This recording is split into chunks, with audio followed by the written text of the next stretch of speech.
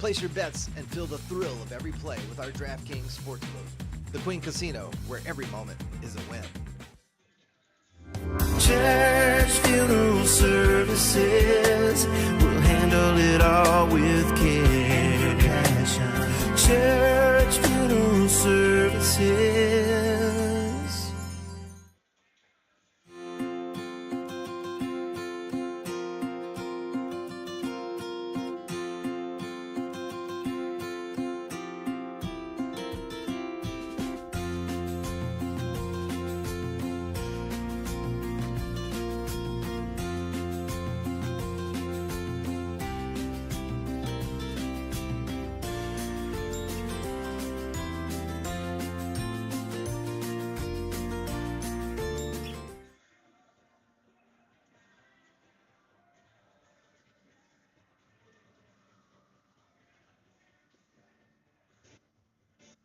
Looking for the ultimate game day experience? Come to the Queen Casino in Baton Rouge. Wall-to-wall TVs mean you'll see every touchdown in HD. Place your bets and feel the thrill of every play with our DraftKings Sportsbook. The Queen Casino, where every moment is a win. Church Funeral Services will handle it all with care and passion. Church Funeral Services.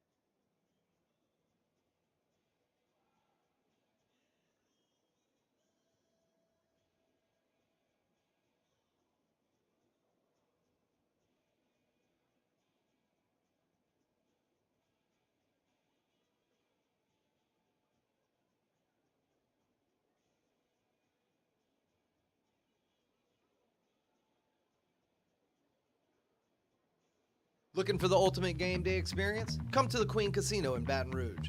Wall-to-wall TVs mean you'll see every touchdown in HD. Place your bets and feel the thrill of every play with our DraftKings Sportsbook. The Queen Casino, where every moment is a win.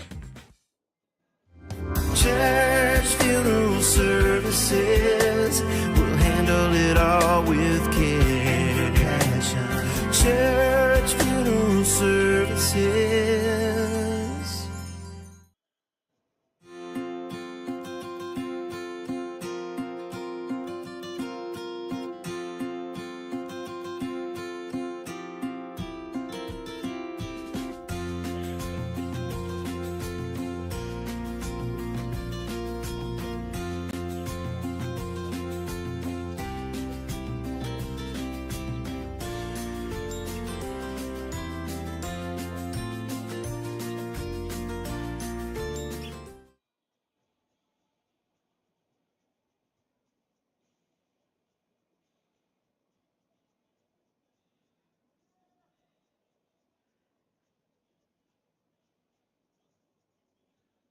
That time of year, once again, all the boys, Girl Scouts, Baton Rouge Zydeco Professional Hockey is excited to announce that Scout Night will take place November 22nd, 7 o'clock. It'll be a neat and great time to get with the Zydeco players, where you'll learn about the importance of maintaining a healthy diet from a young age.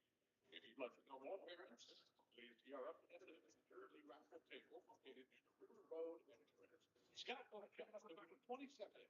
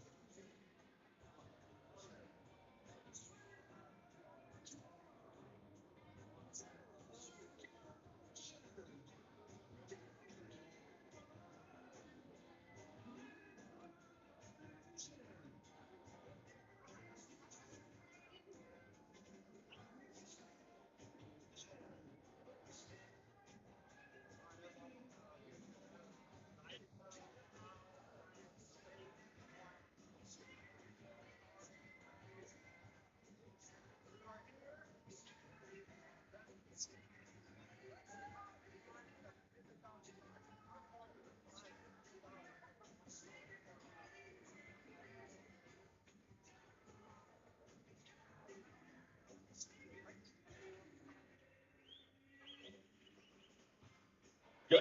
Ladies and gentlemen, welcome to Baton Rouge Zydeco Hockey Zydeco. It's military appreciation night, sponsored by Laverne Casino. Tonight, the Zydeco will be folks. And all the way Monday. Scan that QR code up on the jumbotron, and you can continue to bid on your favorite Zydeco players, game, or jersey. Again, that auction goes all the way until Monday afternoon.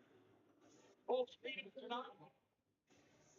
Meeting tonight, the Pregame team up with your favorite Zydeco players. It's a Postgame between Pregame tonight with the Baton Rouge Zydeco team.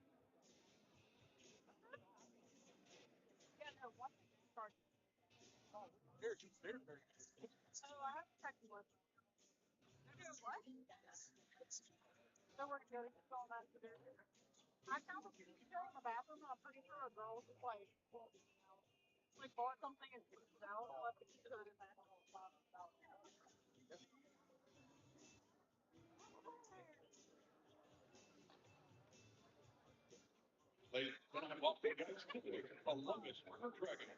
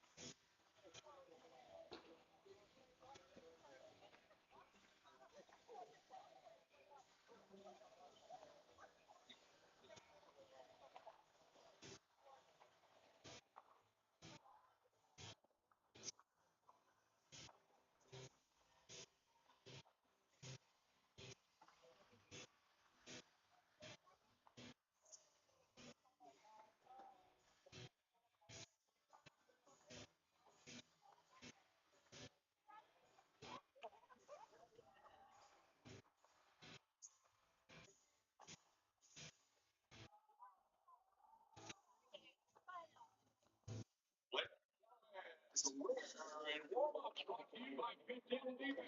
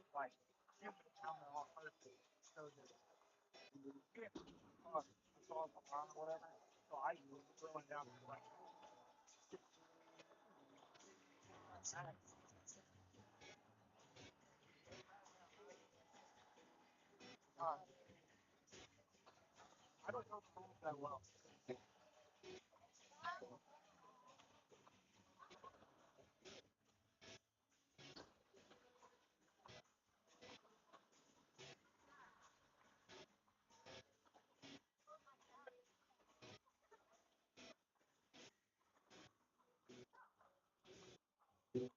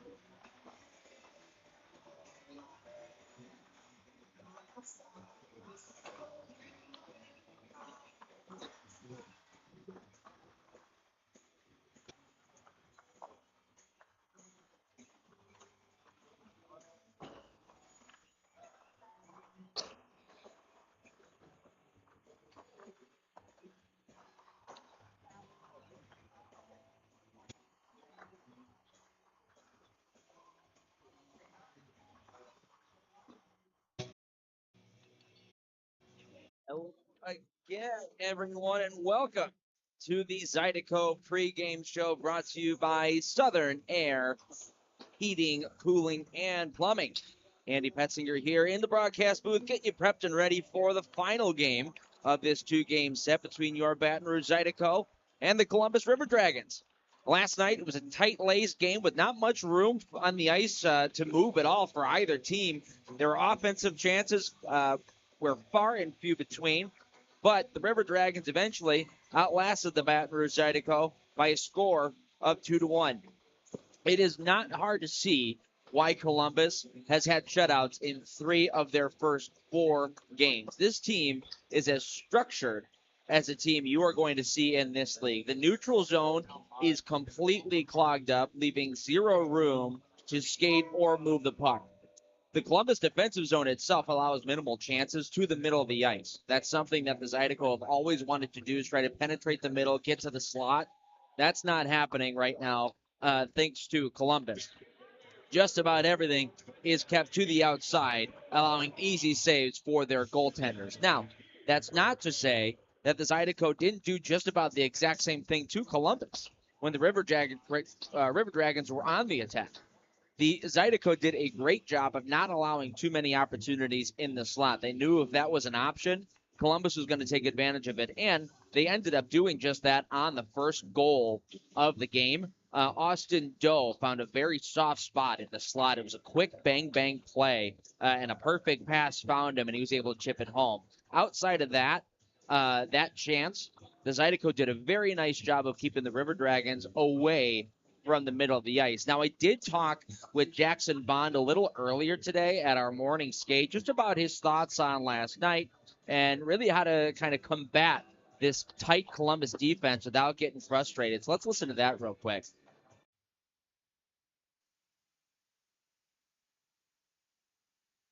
Starts with Jackson Bond before Saturday night's game. So, what's your overall thoughts on last night? Obviously, want to get the win, but nice to know that we can kind of not just keep up with this team, but throw it right back in their face a little bit too. 100%. Well, obviously, like they've been a staple in the top of the division for years now, so we knew it was going to be a battle and a test. I think a test for both teams because I don't think they've played really anybody with that can compete yet, and I feel like a lot of the teams that we've played, we've had some close games, but we've been clearly in control. Mm-hmm. So it was a good test for us, and I feel that, I'm not a big moral victory guy, but I do think that there's a lot of positive to take away from what we were able to do last night, and I think we're going to build on it tonight. Talk about the just kind of frustration factor that could set in a game like that where this team is used to putting up 40 shots a game. Yep. Yesterday we were held to under 20. So how hard is it to kind of keep the frustration down and continue to kind of plug it away? Yeah, well,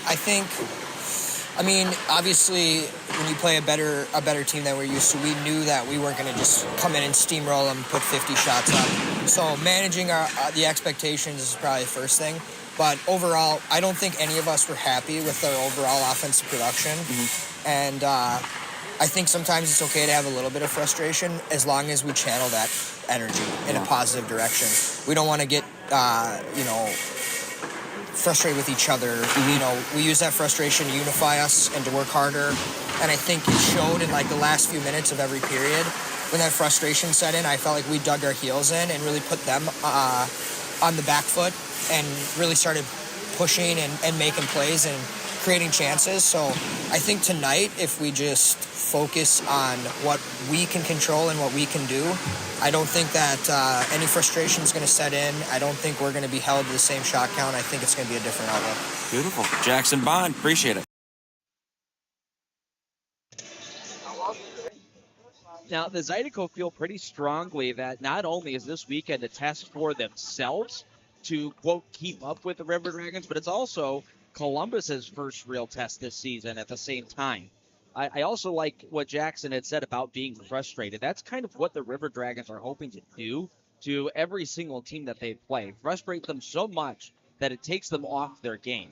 What Jackson mentioned was, yes, it is frustrating, but you can use that to your advantage and push even harder, right? And I think that certainly ends up turning the tables and could eventually frustrate the River Dragons themselves and force them to start making mental mistakes, force them to start taking some bad penalties. We kind of saw a couple of glimpses of that in the third period. There was that big hit from Kevin Sabat in behind the net that, kind of lit a spark for the Zydeco, and after that, it brought some energy, and they started pushing forward, and some penalties got taken from the River Dragons because of it. So, a couple of storylines coming out of last night's game. Overall, it was a very clean game in general.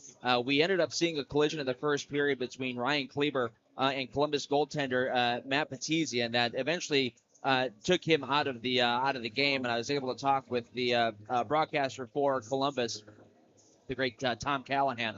And Petizian is not in the lineup tonight. He is at the hotel. He is resting. Was a little wobbly. I think there's some concern about the fact that his helmet may have come off before it hit the back of the crossbar. So it might have been head on crossbar. So we still have not gotten too much confirmation on that. But Petizian is back at the hotel and he is resting. Outside of that, though, there were some minor scrums after the whistle, but nothing too crazy. Like I said, the third period is really when things started to pick up physically, and it all started with that check from Kevin Sabat on Hugh Anderson behind the net. There really seemed to be a spark for the Zydeco, and it got them moving a little bit, and it gave the River Dragons something to think about. They are all about skill and quickness, so getting hit is something that they do not enjoy at all. Second thing is that the power play for the Zydeco was one of really the only opportunities in the game where they could get some sustained offensive zone pressure. They had 3 opportunities over the course of the game, and they scored on one of them. And the penalty kill was still able to kill off the only penalty that they took. So a couple of things just kind of coming out of last night's game. But we're going to have our first commercial break here. But when we come back, we'll preview tonight's contest and also hear from Dmitry Kuznetsov as well on his thoughts just about tonight's matchup and all that good stuff. I had mentioned it in the comments, and I'm going to say it again here, but I do want to try something a little different tonight for the pregame show. I got the YouTube chat pulled up here, so if anybody does have any questions before the pregame show ends, I'll go ahead and I'll do my best to answer them for you. So keep that in mind as we get closer to puck drop. You are listening to the Zydeco pregame show brought to you by Southern Air Heating, Cooling, and Plumbing. Looking for the ultimate game day experience? Come to the Queen Casino in Baton Rouge. Wall-to-wall TVs mean you'll see every touchdown in HD. Place your bets and feel the thrill of every play with our DraftKings Sportsbook. The Queen Casino, where every moment is a win. Church Funeral Services will handle it all with care and passion. Church Funeral Services.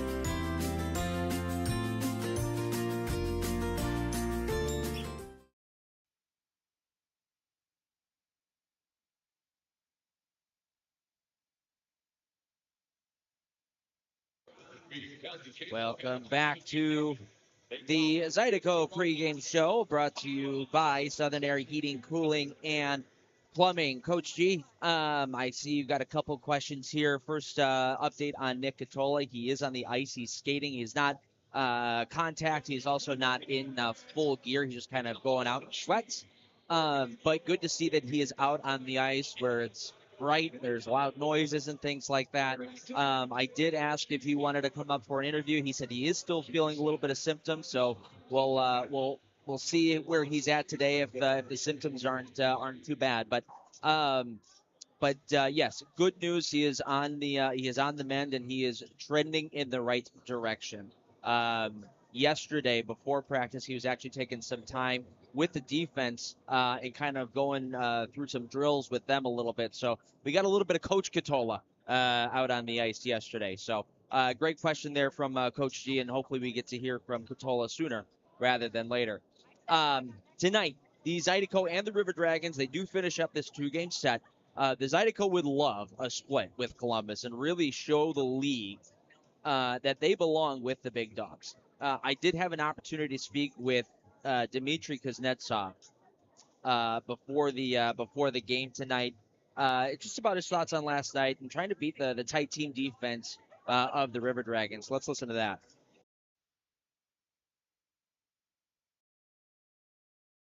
Pregame skate here with Dmitry Kuznetsov. Kuz, what were your thoughts on just last night in general? I think we give him a little bit of too much. I think respect in a way, in a respectful way. I'm saying it. Just feel we gotta come up a little more confident in a way, because everybody's looking at Columbus as a team that been kind of on top of the league for the last couple of years, and they've been always good, consistent. So I think that was the key for us. A lot of young guys that just trying to understand that they have two hands, two legs, same as us. So it's just more of a little confidence, and we got that confidence boost. We can play with them. So I mean, I don't think it's gonna be a problem. So I think we're gonna come up fly today. It was noticeable that they're obviously an extremely structured team. You guys had some trouble getting through the neutral zone and really getting set up in the offensive zone. What are some things that need to change on your guys' end just to make life a little easier? I think we're just gonna bring a new life today with a little bit of more. I think simpler, forecheck, neutral zone. Just switch a little things, not a lot, but just to make a little adjustment. By the end of the day, I think that should help us a little bit. Beautiful. Dmitry Kuznetsov, thank you. And we thank Kuz and Jackson Bond for taking some time just to give us those audio clips. But an important takeaway that I had from that conversation with me and Kuzi was him saying that the Zydeco were almost too respectful of the River Dragons yesterday, a little bit starstruck almost. And Everett Thompson kind of said it best at the coaches show. They put their pants on the same way that we do, one leg at a time. There's no need to get distracted by the fact that they are Columbus, right? We're good enough to compete with them. We're good enough to beat them. So something interesting that I kind of caught from that quick conversation with Kuzi. So I see a question here from Justin, who's the player to watch for a great season this year.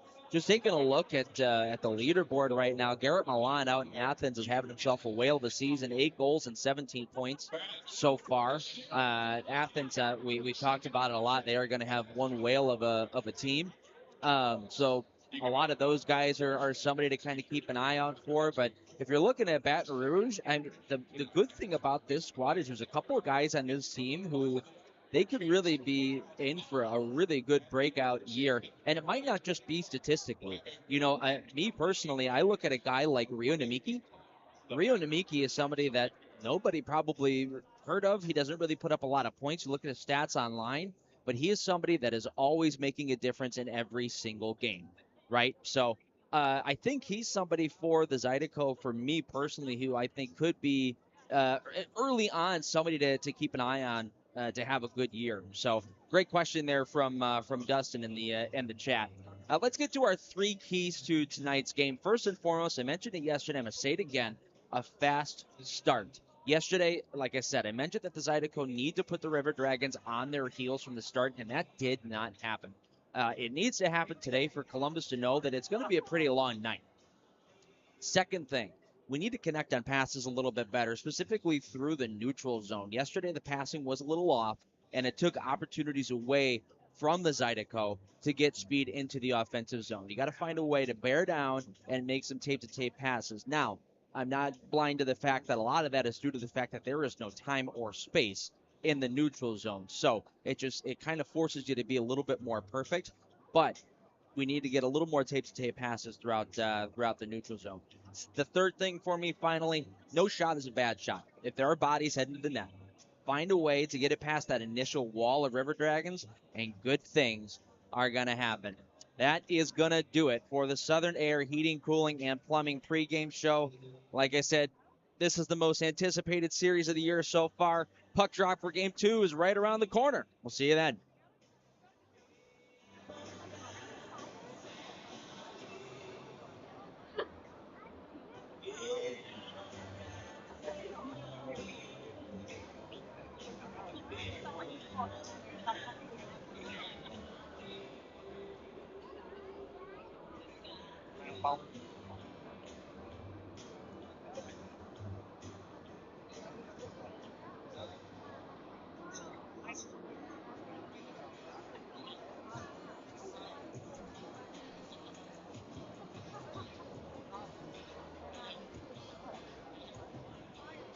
We'd like to remind you that hockey is a family-friendly environment. We remind all fans that children are in attendance tonight.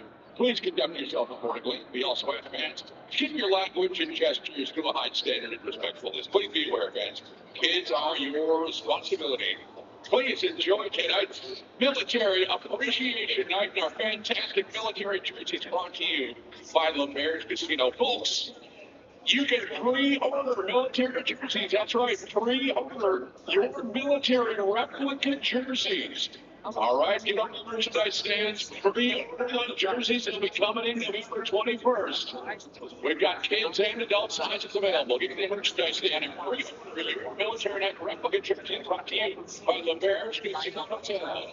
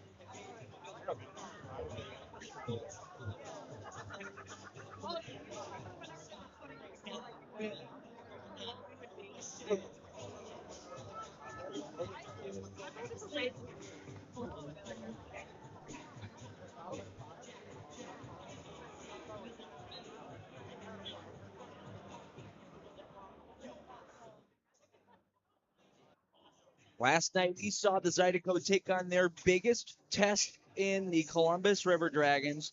It was a chess match for a full 60 minutes, but River Dragons eventually pulled out the 2-1 win to stay undefeated. Tonight, these two teams square off once more before not seeing each other again until the end of the month. Zydeco are hoping to split the series and get back to their winning ways. Hello, everyone, and welcome again to the Raising Cane's River Center, and thank you for tuning into Baton Rouge Zydeco Hockey here on WBRZ and YouTube. Andy Petzinger here, happy to bring you along on tonight's broadcast as we hope to see the Zydeco find a way to generate a little bit more offense than they had last night. They had a season low 19 shots last night, and most of those were coming from some non-dangerous areas. So tonight, they want to try to rectify that. I talked to Everett Thompson before the game on exactly what they're planning on doing to try to get a little more opportunity. Yeah, I think we need to simplify things. Ultimately, that's what is going to take to get through this. Their neutral zone, they do a really good trap, so guys just got to run their routes right and know that when they do get taken off course, they have to just use the simplicity of the game, use the walls, use your chips, use your outlets that are naturally there, and use their instincts. So. Perfect.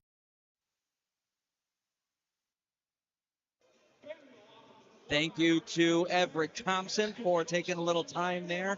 Now, defensively, both teams were relatively even in how they were able to defend each other last night. It was a clear objective on both sides to eliminate any opportunities inside the house, that slot area. At the end of the day, you got to give the edge to the River Dragons last night since they did generate a little more zone time than the Zydeco were able to at the end of the day. So now take a look at your screen. There's a QR code for the military jersey auction that that the boys are wearing today, and it was designed by our very own Nick Levine. He's a former Marine himself, so shout out to Nick Levine on these phenomenal jerseys. But the boys are wearing them today. There's an auction. It goes from Friday tonight at 7 and ends at 11 a.m. on Monday. So scan that QR code, get yourself into that auction for your favorite Zydeco players' jersey. All right, now as we get prepared for the drop the puck for tonight's contest, we do want to take some time to thank our troops, both home and abroad, past and present. It's our military appreciation night tonight. The Zydeco, like I said, are wearing these specialty camo jerseys, sponsored by LaBerge Casino, and they are going to be auctioning those off until next Monday. So like I said, that QR code, it's going to pop up every now and again on your screen. Scan that code, place your bid. Make sure that you are auctioning for the Zydeco players' jerseys. So lights are off. We're going to send it downstairs for our player introductions, national anthem, and a special color guard presentation.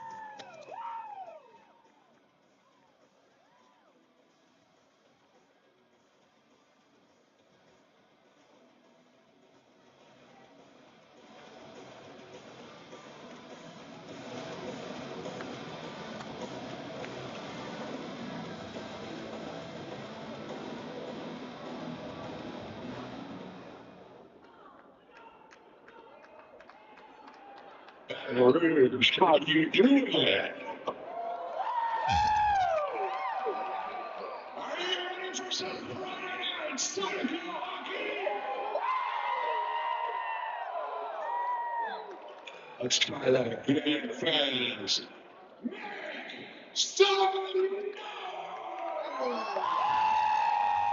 Make some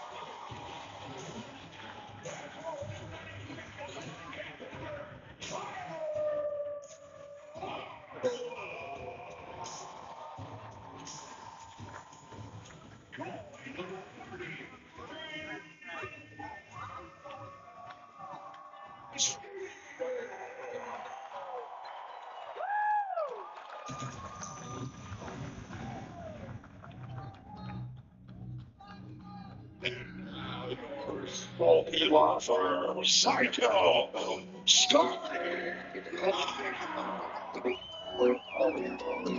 Starting from number 19, Storan.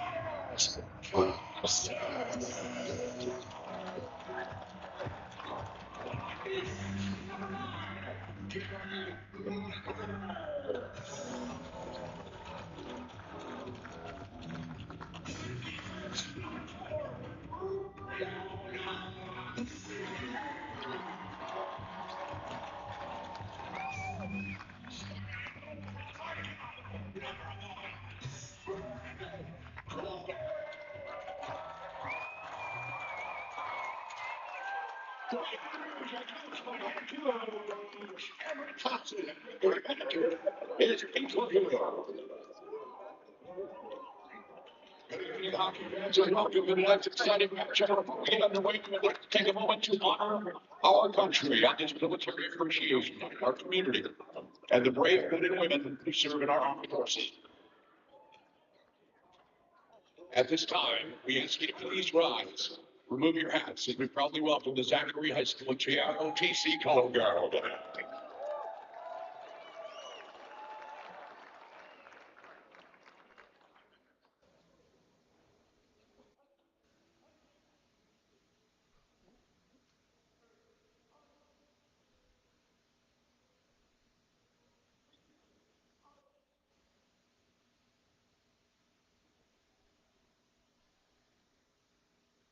And now, ladies and gentlemen, we ask that please remain standing, remove your caps, and help us as all the leading Baton Rouge bands can in singing tonight's national anthem.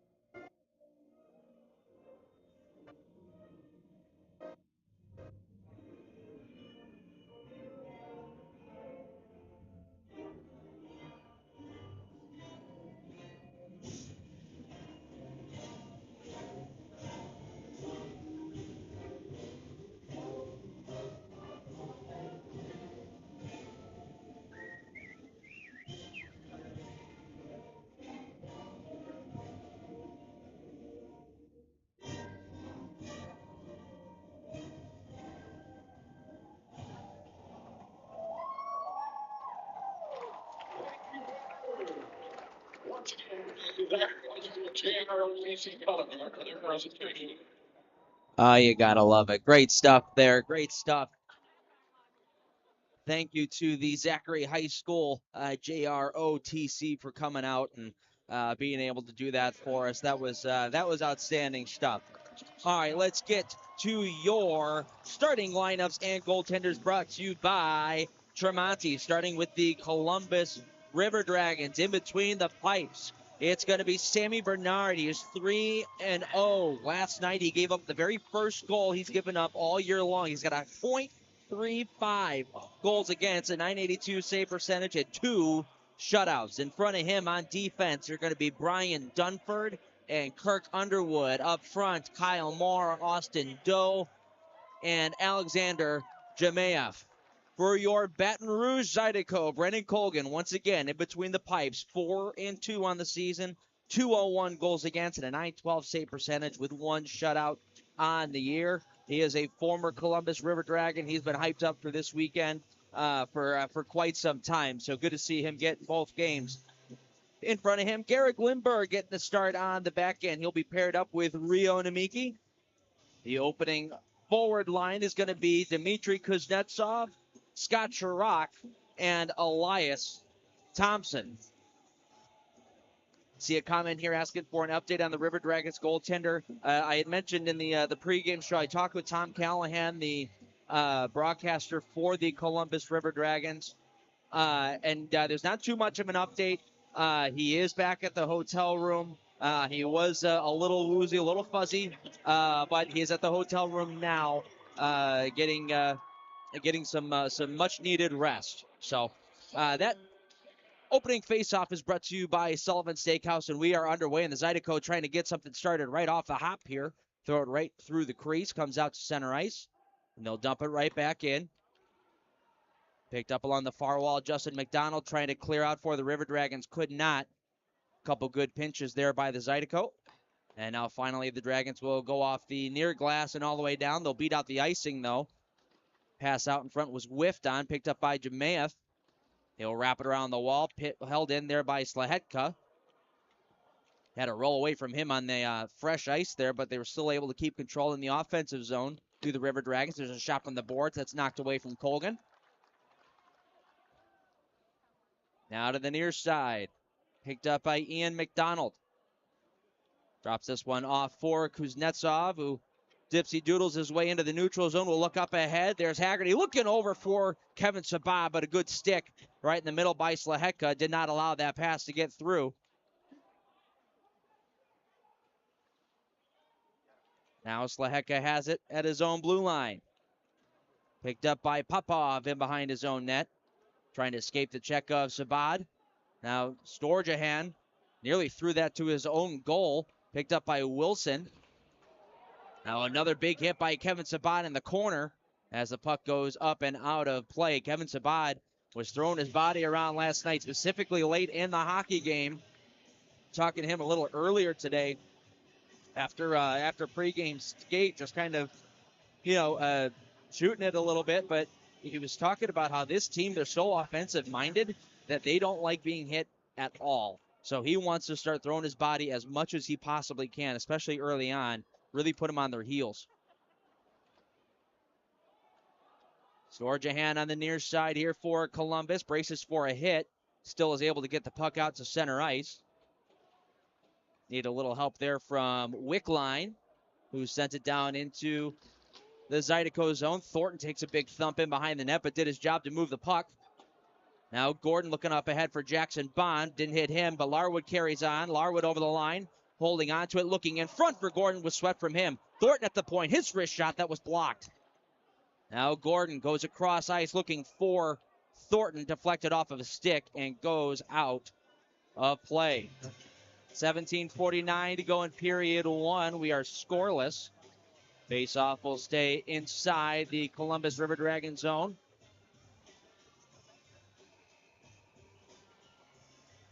Face-off to the left of Sammy Bernard. Picked up by Alexanian off the draw. Lindbergh has it. His long shot from the point. Chirac was trying to get a redirect on that, but it goes right into the glove of Sammy Bernard, who, as I was talking with Tom Callahan earlier today, he was talking about how the shutout streak itself for Bernard was something around 140-something minutes, 150-something minutes or something like that, but that is not the shutout record for the Columbus River Dragons. That stays with Brendan Colgan, who had 4 in a row when he was in a Columbus sweater. He also holds the FPHL record for 7 shutouts in one season. So Brendan Colgan was on a roll there for the River Dragons a couple years ago. And the Zydeco zone comes to the near side. Austin Doe had a goal last night. Pushed up to the blue line. Nice job by the Zydeco to send it out to center ice and take it away. You can already see a little bit of a different pace of play here coming from Baton Rouge. They're starting to push a little bit more than they were yesterday. Not so much of the watching like we had saw at the beginning of the game last night. And behind the Zydeco net, picked up by Moore. He'll hold on to it for a little bit, take a long shot. That one was stopped by Colgan. Gave up a rebound. Moore. Another shot. That one was stopped by Colgan. There's another wrist shot coming from the tops of the circles, or the middle of the circle, I should say. And Colgan coming out to challenge at the top of his crease. Able to gobble that one up. That was a hard shot. Originally from the point from Kyle Moore that got on Colgan a little quicker than he thought it was going to. Hit him up in the shoulder. You could see that puck pop out, and he had to fight to keep the puck out of the net. So great job by Colgan to not just fight that one off, but be able to get the rebounds as well, because that was a problem if not. Off the faceoff, taken by McDonald. Taken away by the Zydeco, and Elijah Wilson cuts through center ice. He'll chip and chase. Coming out to play this one is Bernard. Nearly lost it, but was able to play it out to the far corner instead and escape danger there. So a couple hairy moments for both goaltenders of their own doing, but they survive. Now Nemeki has it in his own end. Looking up ahead, there's a player breaking it, Sabah, but couldn't get it to him. Wilson carries on, one-on-one into the offensive zone, shoots one, blockered away. Now Sabah, the wrist shot, that one couldn't get through Jemayev. And it's cleared out to center ice by the River Dragons. This one will go all the way down. Icing is waved off, though, because the Zydeco had a couple player changes where they could have played the puck, but could not because it would have been too many men, so icing waved off. Brody Thornton will chip and chase deep into Columbus zone. Jackson Bond. Now Gordon has it below the goal line. Will curl away from a check, looking out to the point. Lindberger's there, throwing one towards the goal. It was blocked. Gordon has it, looking back door for Bond, but deflected off of a stick and gets sent out to center ice. Now a race for the puck here with Lindberg. He's going up against Storjahan. Lindberg wins that one. Needs a little help from Kleber. And now the Zydeco come on out to center ice. It's Matt Gordon cutting through the neutral zone. We'll throw this one in deep. He knows he's got Bond on this near side. Comes out to Kleber at the point. His long shot was blocked and sent away to the corner. Larwood trying to go back out to the point again, but Storjahan right there takes it away. And the River Dragons will get it into the Zydeco zone. Both teams finishing line changes. Sherrock looking up the middle. Nice job. Found Alexanian in stride. Alexanian over the line. Tried to get around his check, but getting a good hip in there was Kirk Underwood. Didn't allow him to cut towards the net. Now a clearing attempt goes off of Sherrock into the corner. Alexanian there has it stripped off his stick. And the River Dragons come back the other way. Here's Sherrock now for Alexanian over the line. Alexanian drops this one off at the point for Nemeki. Stays in the zone. He threw it down low, hoping for some help from some of his forwards, but they were outnumbered. And Columbus back the other way. Austin Doe checked in the corner, pops free. Doe has it looking in front. Nice job on the back check there. Jake Cox able to lift the stick and not allow a clean attempt right at the top of the crease. Doe has it again. Coming out to the point in between a couple players and goes all the way down.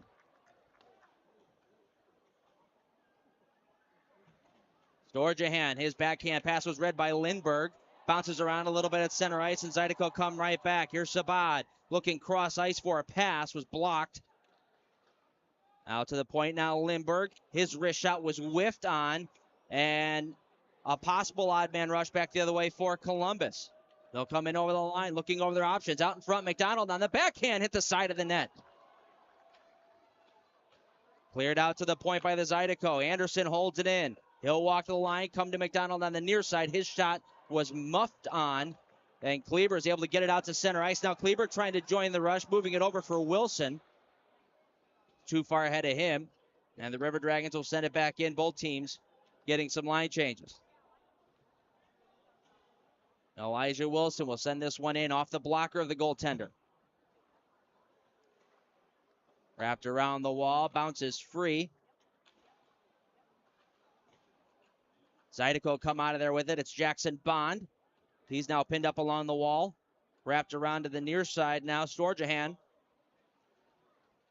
couldn't get it out. Needs a little help from Wickline. Bodie Wickline through center ice. 1-on-4 here. Has no other choice but to wrap this one around. Now they battle for it along the near side. Zydeco win that board battle, and out comes Brody Thornton. He'll drop it off for Larwood. Try to go cross ice once again. That deflects off of a stick and out of play, which gets us to our first commercial break. We'll be back right after this. We're scoreless. Looking for the ultimate game day experience? Come to the Queen Casino in Baton Rouge. Wall-to-wall TVs mean you'll see every touchdown in HD. Place your bets and feel the thrill of every play with our DraftKings Sportsbook. The Queen Casino, where every moment is a win. Church Funeral Services will handle it all with care and passion. Church Funeral Services.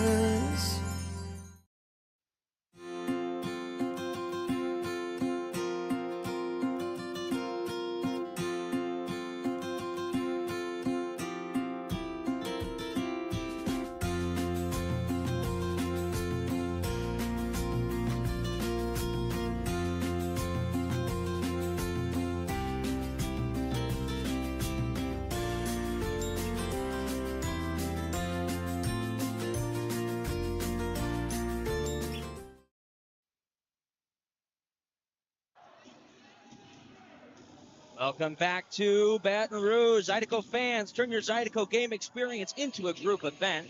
Contact Lucy at brzydeco.com or call 225-515-PUCK for more information on group tickets. We are scoreless through the first 8 minutes and 1 second of the first period. Zydeco have done a real nice job in this first period to kind of push the pace of play. They're out shooting Columbus right now 6-4. This one gets wrapped around, will come all the way down into the Zydeco zone. We'll get another icing and a face-off inside the Columbus territory.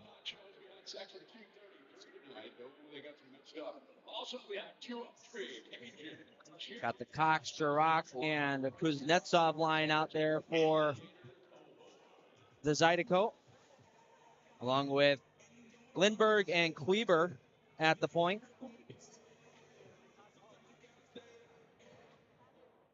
Off the face-off, Popov has it.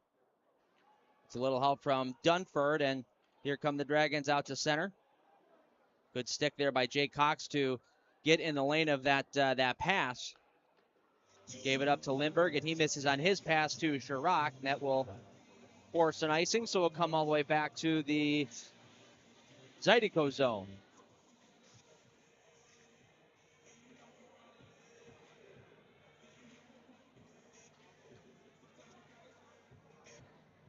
Face off to the left of Colgan. Off the draw, pushed out towards the point. Did not get out. Chirac has it below the goal line. Needs a little help from Lindbergh and Kuznetsov to get that one out to center. Now a race for the puck here. Lehecka was able to sweep that one away from Jake Cox. And it gets sent back into the Zydeco zone.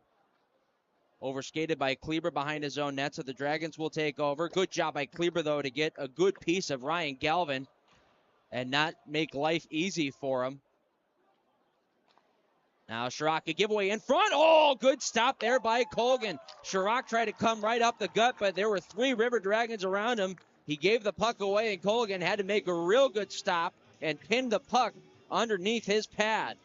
Best stop of the game so far for Brennan Colgan.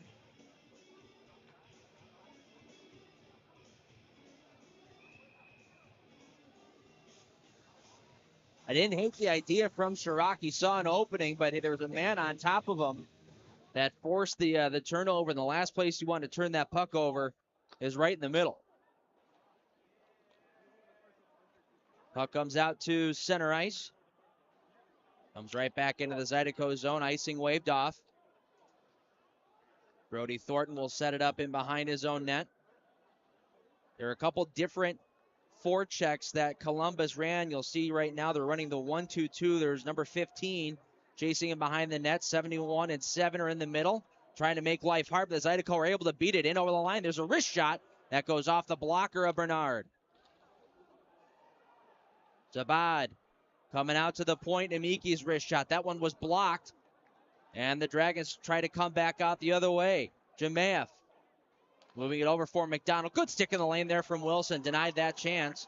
And now Thornton gets taken down. And we're going to get a penalty here, I believe, on the River Dragons. We've got a holding call, and I think it's going to be on Justin Samero. Yes, sir, it is. So we're going to go to the power play. Zydeco were 1 for 3 last night on the Badgers Heating and Air power play. 9:58 left to go in the first period. We're hitting another TV timeout. We'll be back right after this.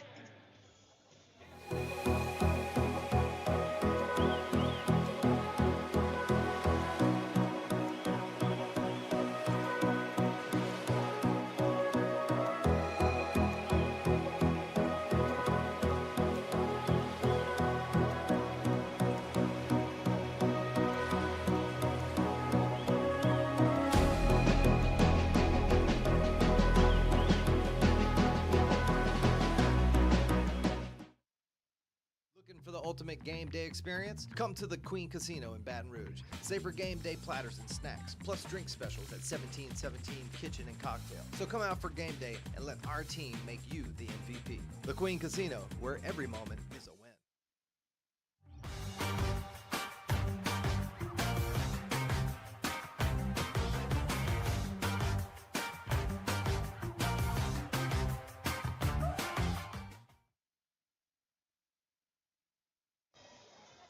We're doing the wave at the Raising Cane's River Center. Welcome you back. We're scoreless for the time being. Zydeco about to start. The Badgers Heating and Air power play. Fans, keep up with everything Zydeco by following and liking the Zydeco on Facebook, Instagram, TikTok, and Twitter at brprohockey.com. In the penalty box, the Columbus Dragons, number 20. All right, let's get started with the power play here. Held in at the point by Larwood. He'll move it along for Gordon. Back to Larwood. Quick movement of the puck. Gets it to Lindbergh at the point. Now Larwood looking for some options. Kind of stagnant right now. Nobody was really moving around, opening up to give him any options to pass to, so it ends up going out to center ice. Zydeco power play clipping right now at 22.5% on the season. This River Dragons penalty kill at 86.7.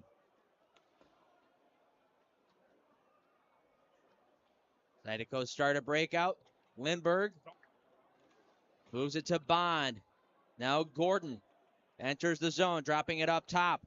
Kuznetsov working on one-timers pretty much all morning skate today. Let's see if he's able to unleash one here at some point. Bond now at the point. Down for Larwood up top. Lindbergh, his wrist shot easily stopped there by Bernard. He smacks it to the corner. Now Lindbergh again.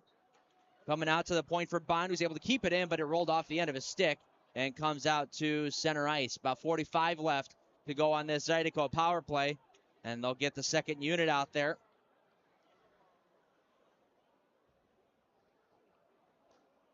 River Dragons get a couple changes as well.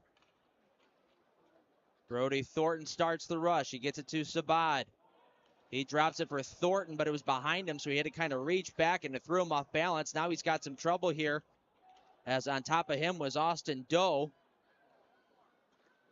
Now through the neutral zone, Shane Haggerty, 3 goals on the year, all 3 of them on the power play, right in the front of the net. In the corner, Sabad wins a battle, comes out to the point. Sherrock, as the power play starts coming to an end. Back at the point, Sabad, leaving it for Haggerty. It was at his feet. Both teams back at full strength. Picked up by Popov. His long pass through center ice. Brody Thornton got in the way of that. Tried a breakaway pass. Thornton read it like a book. Now through the neutral zone. Come the River Dragons. There's a wrist shot. Oh, and a good stop there by Brendan Colgan. Ryan Galvin let that one fly, and it went right off the knob of the stick of Colgan and out of play. Just did get enough of that. That was a rip from Ryan Galvin.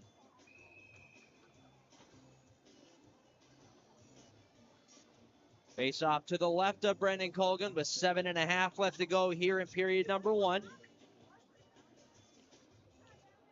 Both teams traded a couple chances. So far in this hockey game, nothing's broken through yet. Coming through center ice, it's Anderson. He'll flip this one cross ice into the Zydeco zone. Nemiki after it there, giving up to the River Dragons. Out at the point, there's a slap shot. That one was whiffed on, it looked like, by Dunford. Now a bad angle shot off of Anderson's stick. Gets knocked away by the paddle of Colgan. And Alex Sanyan was able to get that one across the red line and into the River Dragon zone.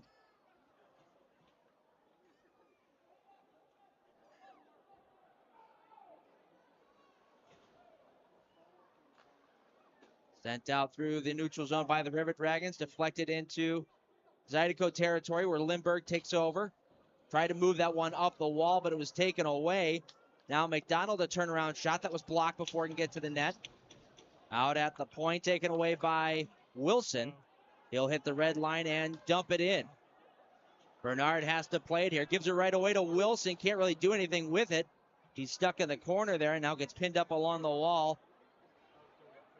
Taken out by the River Dragons, and they'll send it down the length of the ice. Will this have the legs for icing? It will. So the River Dragons have some tired legs that have to stay out on the ice. And the Zydeco, if they so wish, can get some fresh ones, which they will. They'll send out Bond, Larwood, and Gordon with Thornton and Nemiki on the back end. Take a look at that QR code, folks. Go ahead and scan it. If you want to be a part of the auction, you'll see that many more times today. So take your opportunity to get yourself a chance at a military jersey.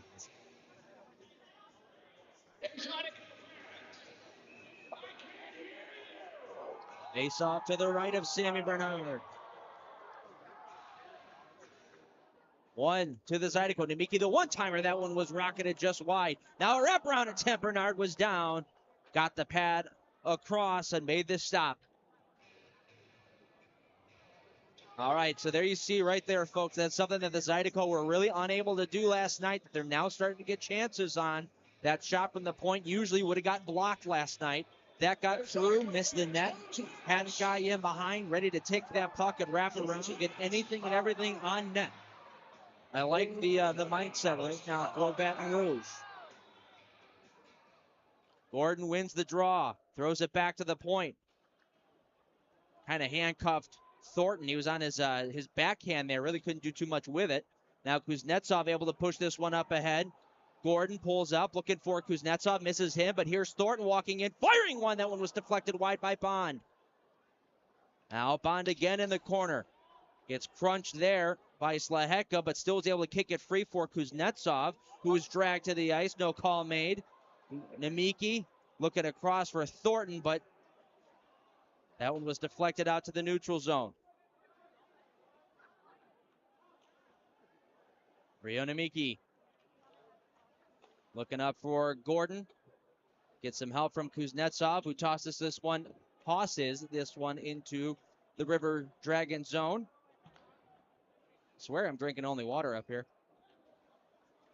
Storjahan looking over to the right. Galvin for the tip from Storjahan. That one went just wide. Good idea there by the River Dragons. Try to get just a redirect, not just a shot. Just tip that one on net.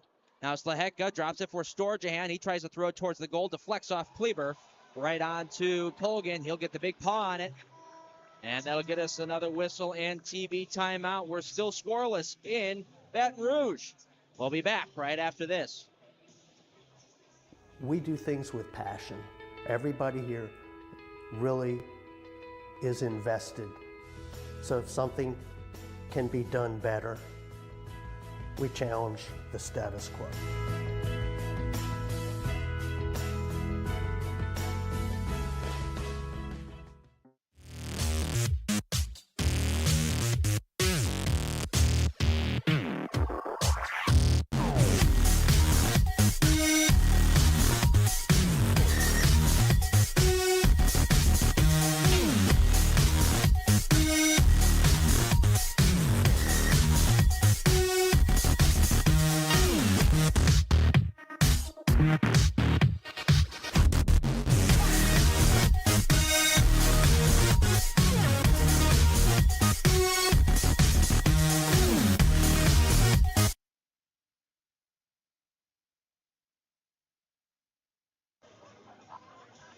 Welcome back to Baton Rouge. It's Simba Cam.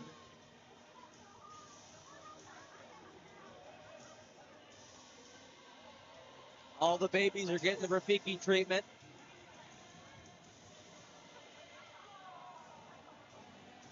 Fantastic idea. Gotta love it. 0-0 is your score here in Baton Rouge. Face off to the right of Brendan Colgan. Picked up by the Zydeco. It's Kleber. Gets some help from Cox to try to get that one out. I think it hit a stanchion, however, and came right back into the Zydeco zone, so they'll try a second time. And Alex Sonnian able to get it to center ice. And the Zydeco are offside there as they got stopped up at the blue line. Chirac was well offside.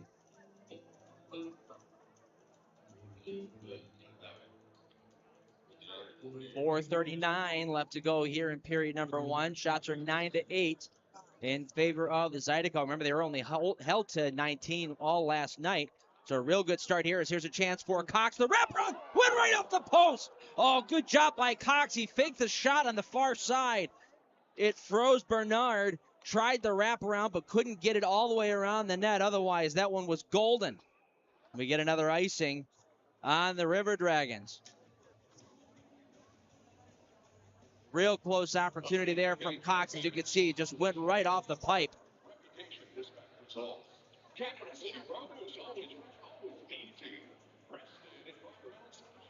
Face off back in Columbus' zone to Bernard's right. Everett Thompson elects to throw out the Shabbat, Haggerty, and Wilson line. There's a shot from the point. Never made it all the way through. Bernard never saw it. Now Shabbat has it knocked off his stick. Haggerty cycles it down for Wilson. Now Thornton at the point.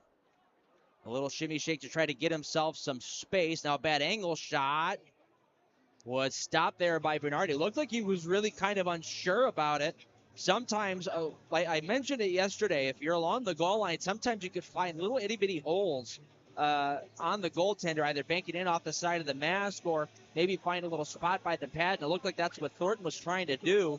And Bernard really wasn't 100% certain on it, but he made the save. That's all that matters. Back to the Zydeco again. Long shot there from Thornton. Save made. Rebound. Gets knocked to the corner. Wilson backhands it below the net. Sabad was pinched off the puck, and Jemayev out to center. Looks up ahead for McDonald. Tried to go across, but Thornton got a skate in the lane. Otherwise, that was a breakaway for Kyle Moore. Now the River Dragons in their own end. Throw it up the wall. Thornton is there. It's chipped off the glass and into River Dragon territory. Sabad, another good hit there on Kirk Underwood. Now Jemayev in over the line. Will drop this one off and get it right back. Looking in front for McDonald. Never hit him. Quick passing play there from the River Dragons. McDonald has it again. Tried to drop that one off for Jemayev. I don't think he realized it was coming.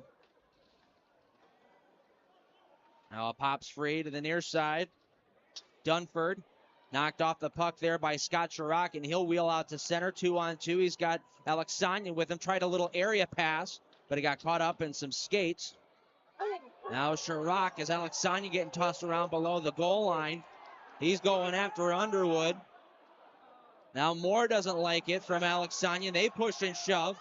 Moore wants to go. Alex Sonnian don't want any of it.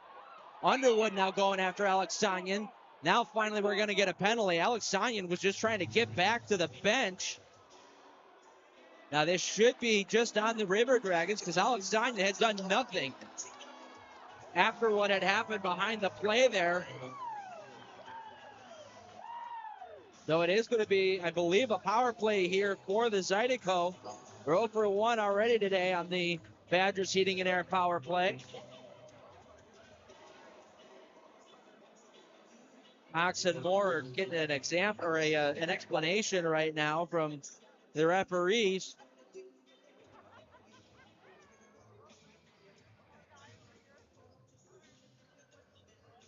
Yeah, Kirk Underwood is going to take a seat. So back to the power play again for the Zydeco. The Haggerty, Sabat, and Wilson line will start it out with Chirac and Thornton on the back end. River Dragons win the draw and clear it out right off the bat. So Thornton will have to start back in his own end.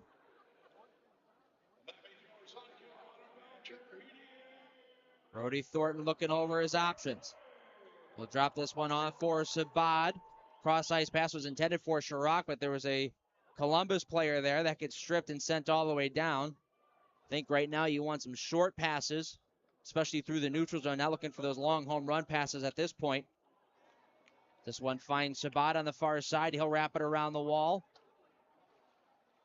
Haggerty sent it down low. Gets it right back, but then taken away by the River Dragons, and they'll send it right back out to Zydeco territory. Trying to catch the River Dragons into change. It's Wilson. Pulls up and wraps it around. Larwood there. He gets pinched off the puck in the corner. Taken away by Anderson and cleared the length of the ice once more. So good kill here for the River Dragons for the first minute. Zydeco really haven't been able to get too much of anything set up at this point. Now Jackson Bond will chip and chase into the corner. He'll throw it up the wall. Taken there by Lindbergh. He'll drop it off. Now Kuznetsov here on the near side. Looking over his option, try to throw that one on net, but never got through the maze of bodies in front. Clearing attempt was blocked by Lindbergh. Second one does not, and gets sent all the way back to Brendan Colgan as we're under a minute left to go here in the first. One final rush for the Zydeco as it's Kuznetsov. Backhand pass over for Larwood. He comes down low. Now back up top for Kuznetsov. He'll leave it for Lindbergh. For Gordon. A bad angle shot was blocked. Comes to Bond on the near side. Good job getting around to check. A shot was blocked. Over to Gordon on the near side. He comes back behind the net. Both teams back at full strength. To the point. There's a wrist shot. Glove down by Sammy Bernard as Larwood was cutting towards the front of the net. Bernard was able to glove that one down and hang on with 19.6 to go on the clock.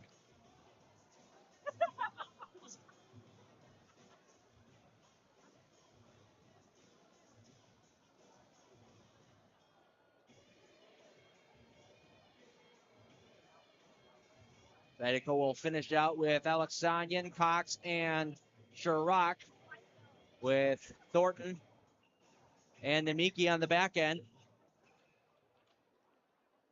River Dragons control off the face-off. A clearing attempt, or a pass attempt, ends up being a clearing attempt, and will have the legs to go down for another icing. So another chance for the Zydeco to maybe try to make something happen off the draw.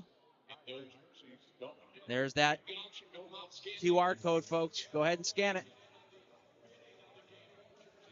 Give yourself a chance to get a signed military jersey.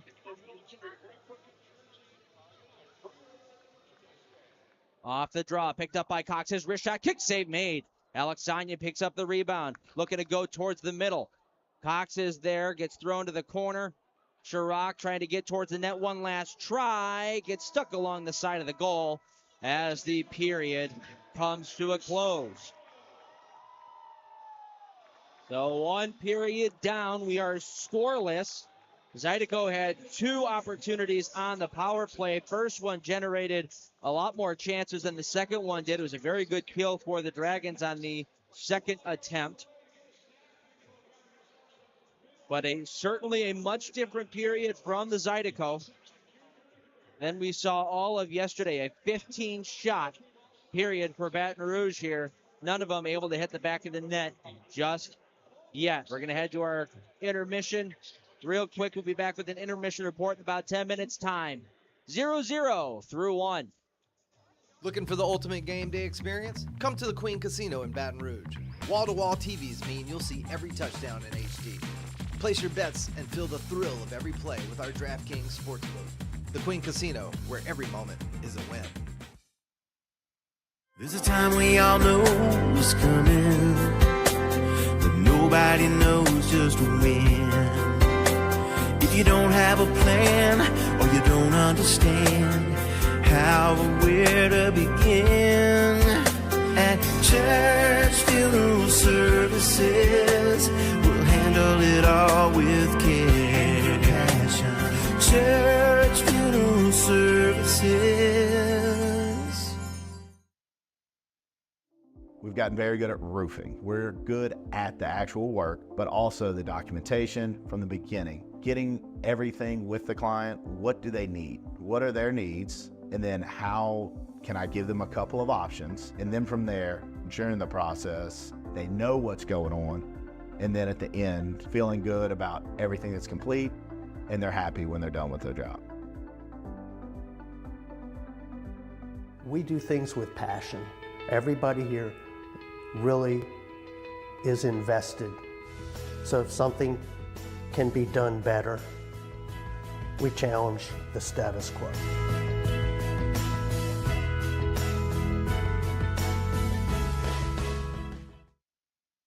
Dawn Seafood, our weekend brunch isn't just a meal. It's the moment you've been waiting for all week. Begin your legendary weekend with brunch favorites like our shrimp and grits, crab cake Benedict, and of course, bottomless mimosas. Let's be honest, the party doesn't start until Dawn Seafood hits the table. From our team at Dawn Seafood, we want to thank you for the past 90 years and cheers to many more together.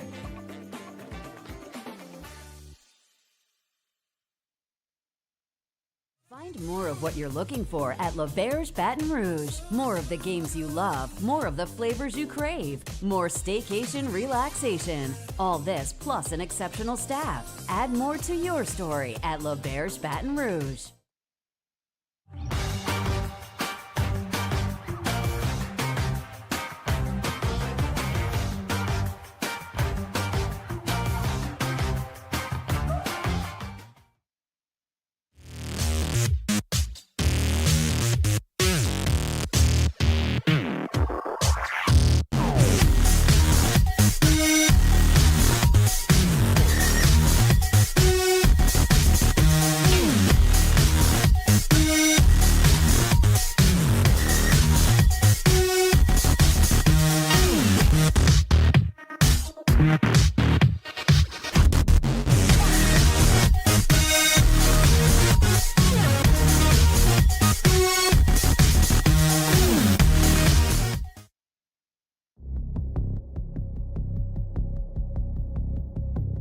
Does he think he's better than us? We'll find out. Think you're better than us with that fancy stick work, huh? Buddy, watch this. Yeah, you got good hands. But watch this.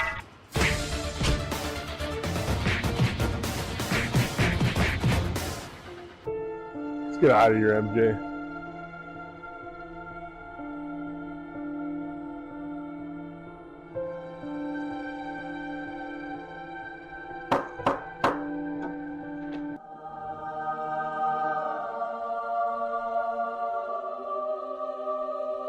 Hey, I'm Dr. Donald. Scott, come on in, Scott. Thanks. Scott, you ready? All right, you can have a seat right here. All right, Scott. We're going to get you all fixed up today, okay? A few moments later. All right, Scott. Good as new. Thank you, Dr. Donald. You're welcome. Welcome to Advanced Dental Care, official dentist of the Zydeco hockey team. Whether you're a hockey player or not, we can give you the perfect smile. Looking for the ultimate game day experience? Come to the Queen Casino in Baton Rouge. Savor game day platters and snacks, plus drink specials at 1717 Kitchen and Cocktail. So come out for game day and let our team make you the MVP. The Queen Casino, where every moment is a win. Church funeral services, we'll handle it all with care. Church funeral services.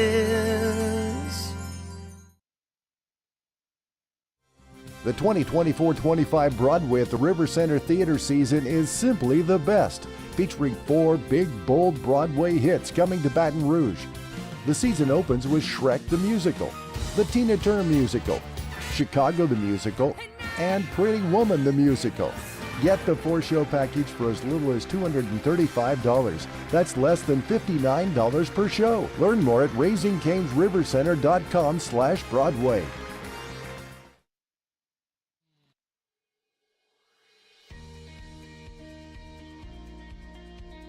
The Men's Network started when I went to a computer club meeting in the 7th grade that Brett organized. At that point, I had never met anyone that was as good at computers as Brett was. And by the 8th grade, we figured out that this was something that we could do professionally. We moved to Baton Rouge to go to LSU, and that's really where our business got planted. Give Immense a call. Let us show you how IT should be done.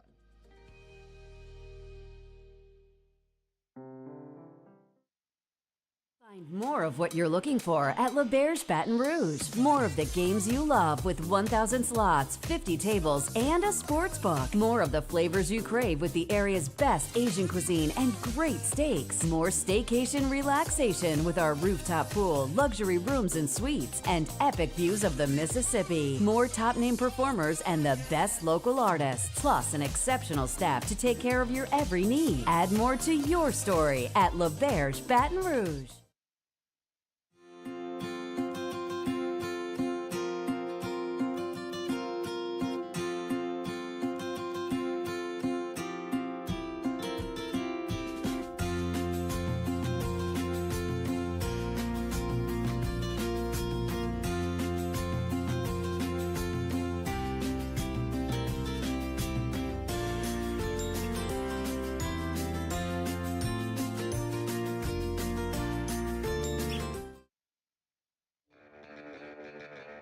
Are home problems turning your life upside down? Trust Southern Air Cooling, Heating, Plumbing, and Electrical to save the day.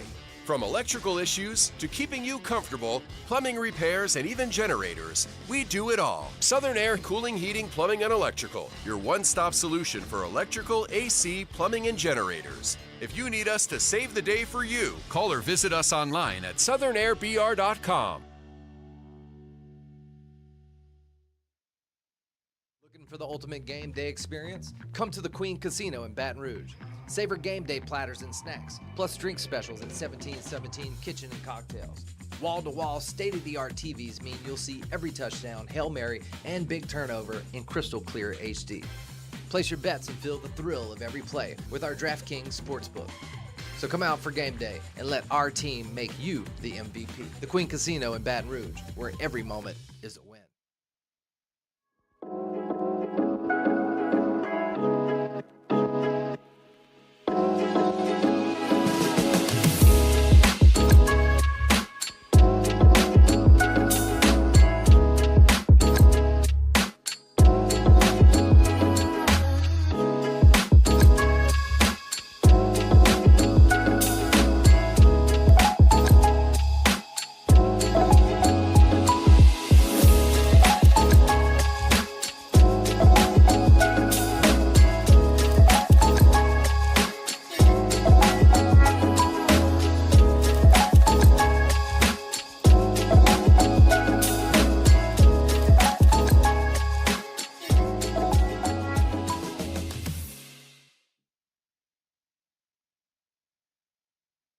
Tremonti's has meat. Tremonti's has seafood. Tremonti's has much more. Tremonti's on-site catering is the best in Baton Rouge. Our friendly staff brings everything to our client's location, set up, serves guests, and cleans up once our guests are satisfied and full. Tremonti's caters weddings, corporate events, parties, luncheons, crawfish and shrimp boils, breakfast, fundraisers, barbecues, and much more. Good meat ain't cheap, and cheap meat ain't good. Visit Tremonti's.com, 225-751-7665.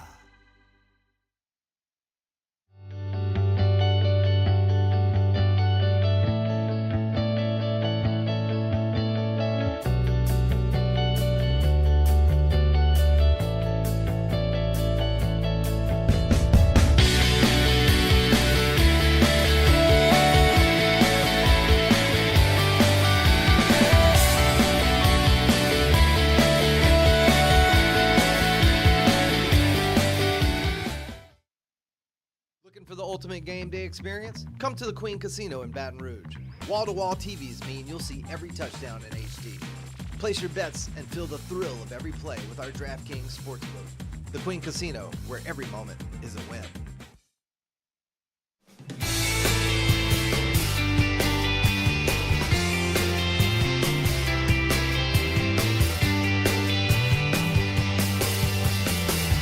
Run for Chirac, but he can't bury. Chirac grabs it back, curls away from his check, in behind the net, picks it up on his stick, and he gets the Michigan! Scott Chirac, a highlight reel goal!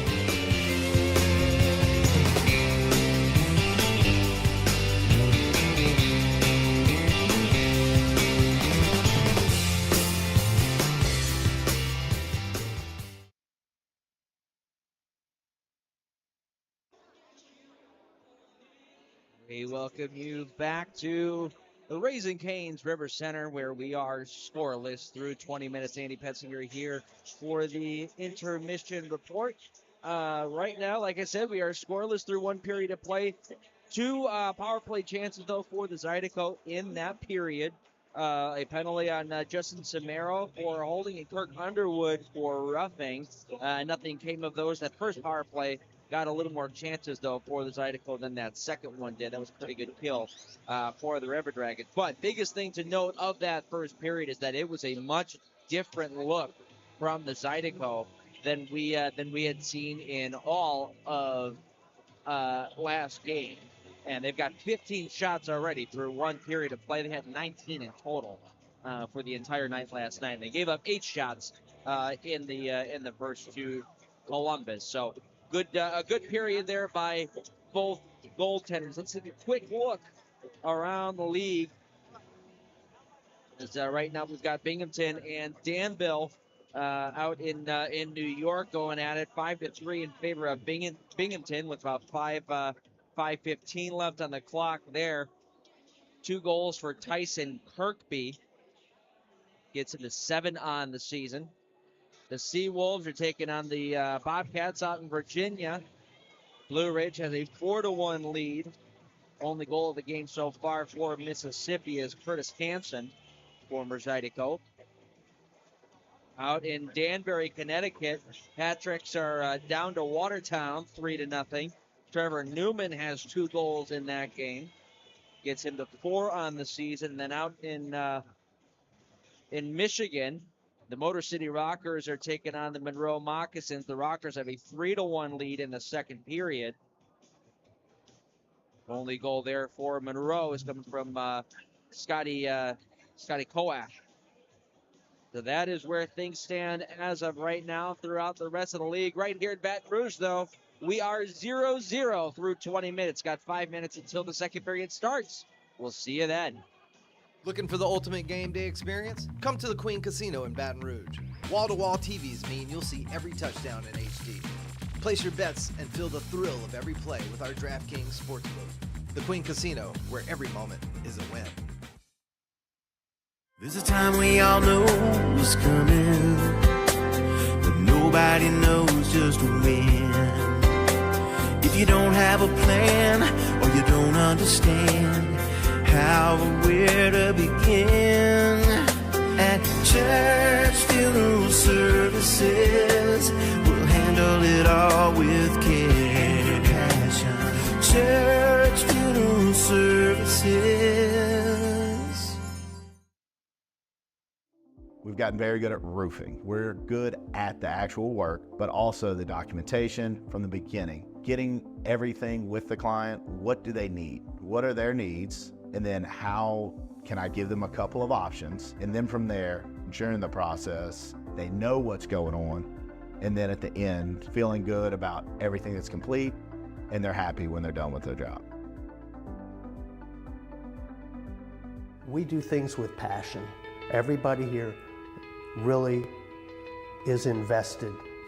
So if something can be done better, we challenge the status quo.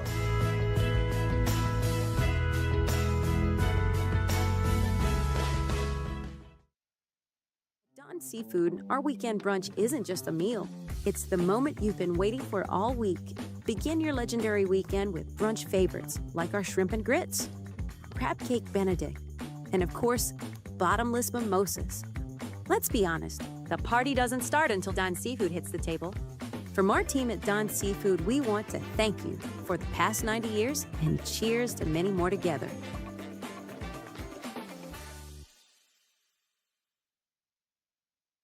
Find more of what you're looking for at L'Auberge Baton Rouge. More of the games you love, more of the flavors you crave, more staycation relaxation. All this plus an exceptional staff. Add more to your story at L'Auberge Baton Rouge.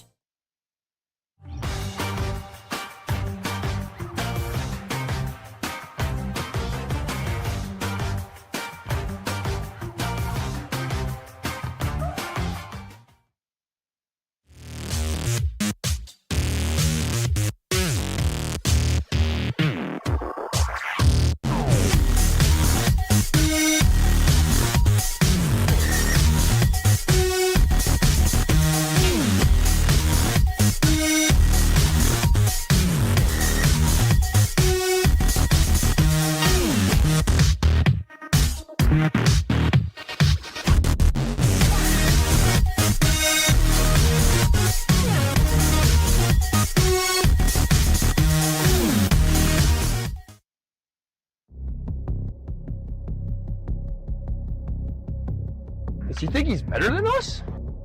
We'll find out. Think you're better than us with that fancy stick work, huh? Buddy, watch this. Yeah, you got good hands. But watch this.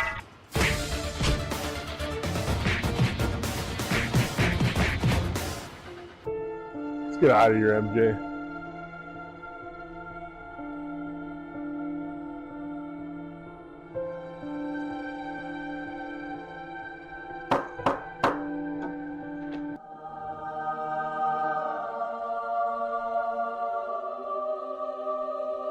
Hey, I'm Dr. Donald. Scott. Come on in, Scott. Thanks. Scott, you ready? All right, you can have a seat right here. All right, Scott. We're going to get you all fixed up today, okay? A few moments later. All right, Scott. Good as new. Thank you, Dr. Donald. You're welcome. Welcome to Advanced Dental Care, official dentist of the Zydeco hockey team. Whether you're a hockey player or not, we can give you the perfect smile. Looking for the ultimate game day experience? Come to the Queen Casino in Baton Rouge. Savor game day platters and snacks, plus drink specials at 1717 Kitchen and Cocktail. So come out for game day and let our team make you the MVP. The Queen Casino, where every moment is a win.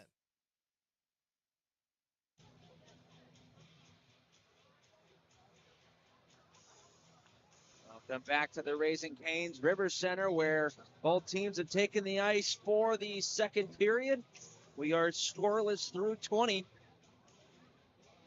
Pace of play was pushed there by the Zydeco for pretty much a majority of the first period. Both teams traded some offensive chances. Obviously, the Zydeco having 2 power plays compared to the Dragons 0 helps out. The shots being a little bit more lopsided, but in general, last night offensive zone time for each team was certainly in favor of the River Dragons. And today, the Zydeco have done a really nice job of controlling time in the offensive zone, as that opening faceoff is brought to you by Sullivan Steakhouse. We're underway in the second period. Nemiki has it in his own end. Got hit along the wall. Moore takes it away. Underwood, the shot, the point. Big save. Rebound. Oh, great second stop there by Colgan on Alexander Jemayev. The first one was good. A long shot from the point. Looked like there might have been a bit of a screen. Jemayev picked up the rebound with that long reach. Tried to get around Colgan. And he used all of 6'3" to keep that one out. Now out at the point, Underwood has it. We'll wrap it around the wall. Jemayev on the far side. Comes back out to the point. Moore was pressured there by Alexanian. He starts back the other way, has Cox with him, but good job on the back check by Dunford just to get stick on stick there and knock the puck away from Alexanian. He's got it again. Cycles it down low. Haggerty trying to spin away from a check there in the corner. Now it gets wrapped around the wall and all the way down into the Zydeco zone, so this is going to go the length for icing. 18:50 left to go here in the second period. We are scoreless, but that opening shift brought us the best opportunity of the game so far for the Columbus River Dragons. Great stop was required by Brendan Colgan.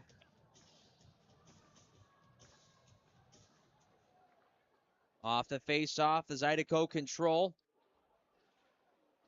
It's pinned up along the wall there. That's Wilson. Now pops free for Sabat at the top of the circle. Will throw it below the goal line, hoping for a Haggerty, but that was read by Dunford. He takes it away, and it gets sent out to the point and out to the neutral zone for a brief moment before Lindbergh sends it back into River Dragons territory. Long bank pass trying to get the guys coming off the bench for a change. That one was read. Sabat escapes a check but loses control of the puck to Storjahan. And now Samaro out to center. Wickline had that one explode off his stick and into the Zydeco zone where Lindbergh will control. Had his stick lifted as he was trying to go off the glass with that clearing attempt. So the Dragons were able to keep it in for a moment. Now Sabat gets this one through center ice, and this one might have the length for icing. No, they're going to wave it off at the last moment. Good for the Zydeco as they're able to finish out their line change. Back in the Zydeco end, it's Garrett Lindbergh. Wrapping it around the wall. Taken back, though, by the River Dragons. Pass out in front was blocked, and then a wraparound attempt from Slaheka. That one was stopped by Colgan. And now a long feed through center ice was intended for Jackson Bond. Was about waist high. Couldn't really do too much with it. Wrapped around the wall, though. Back door feed for Gordon. That one was blocked and now sent out to center ice. Oh, good move there in over the line. Larwood, his wrist shot was dulled down on the stick from the back checker. Now looking in front, there's a redirect opportunity for Gordon. Did not hit him, and now gets sent out to the neutral zone. A good hit there from Nemeki on his man at center ice. Then he gets a shove from Samaro. Now Nemeki and Samaro go pushing at each other. They're going to drop the gloves. Nemeki and Samaro going at it. Samaro getting a couple right hands in. Nemeki trying to pull it free. He's lost his helmet. Got him in a bit of a headlock and tosses him down to the ground. Nemeki not really able to get in too many punches on that. It was a bit too locked up, but was able to get the body slam at the end of it.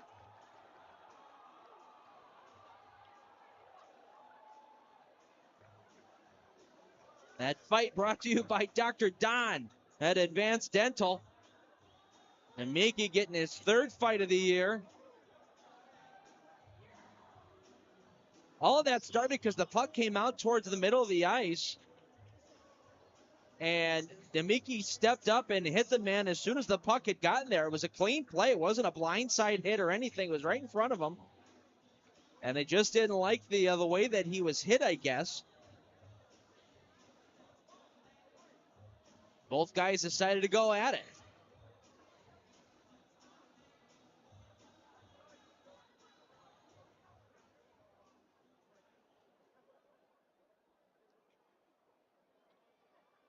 .16:43 to go in the second period, and we're getting some fisticuffs. I mentioned yesterday was it was mostly a clean game, though. The worst thing that happened was the collision with Ryan Kleber and the goaltender Matt Petizian.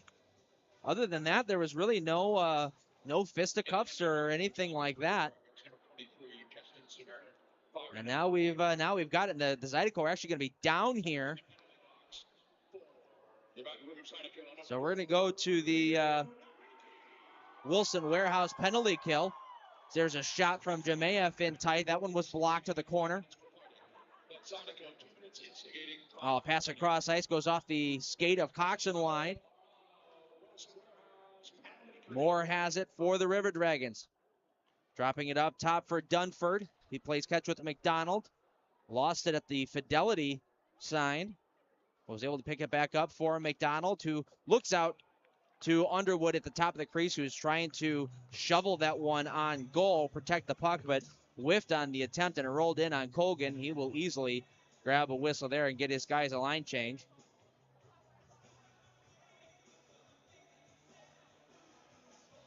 Face off to the left of Brendan Colgan here with 1:18 left to go in the penalty.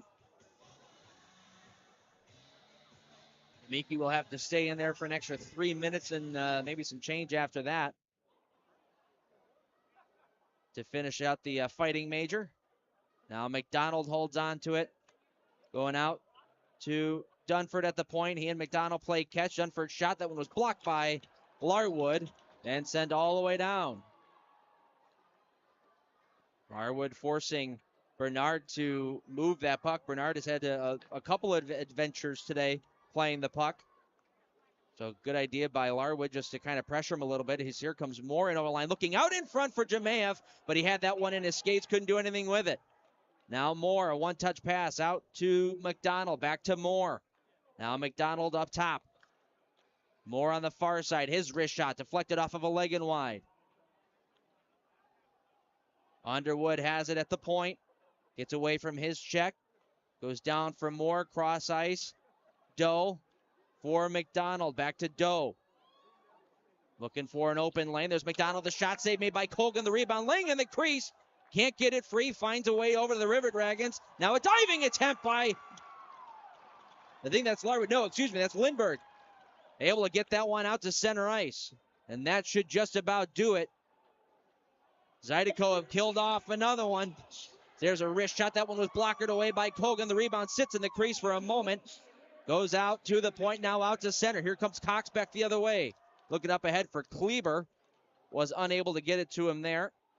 And now Galvin over the line. He's pinched off there by Chirac, who now has it in the neutral zone. Will bounce that over to Haggerty. He'll chip and chase. Does Zydeco get the rest of the Haggerty line out there? Wilson and Sabad. There's Sabad looking for his next client. Connor Lind skated away from him, went out the other side. Now Lind has it one more time. Klink looking to go across ice. Nobody home there for the River Dragons, so picked up there by Ian McDonald and sent out towards the River Dragon blue line, but they bring it right back against Georgian. His long wrist shot sails into the corner. And now we get a whistle stopping play. I believe a penalty going to come here to the River Dragons. It was behind the play, so I didn't see it. I'll give you some more details when we come back from our commercial break. Zydeco going back to the Badgers Heating and Air power play right after this. Looking for the ultimate game day experience? Come to the Queen Casino in Baton Rouge. Wall-to-wall TVs mean you'll see every touchdown in HD. Place your bets and feel the thrill of every play with our DraftKings Sportsbook. The Queen Casino, where every moment is a win. Church Funeral Services will handle it all with care and passion. Church Funeral Services.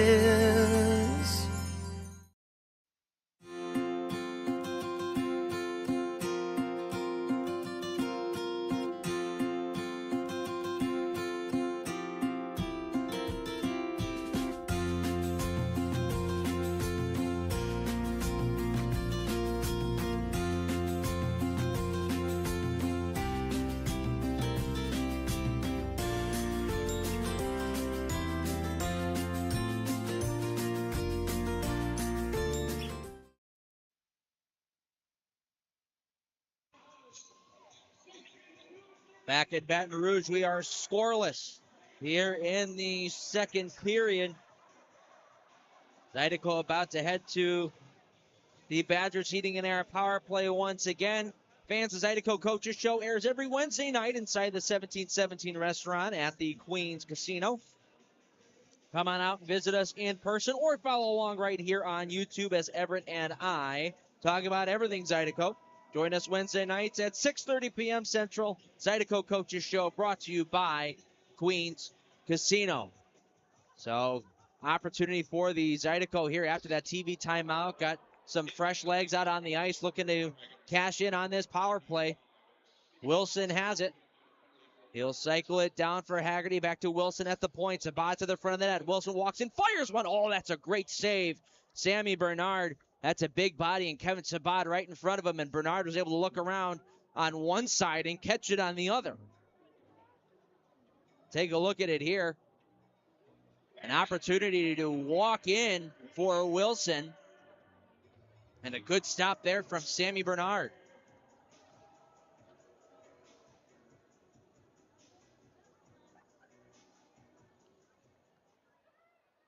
Zydeco control off the draw. It's Thornton looking to go towards the net. He had a guy streaking on the far side. That was Scott Sherrock.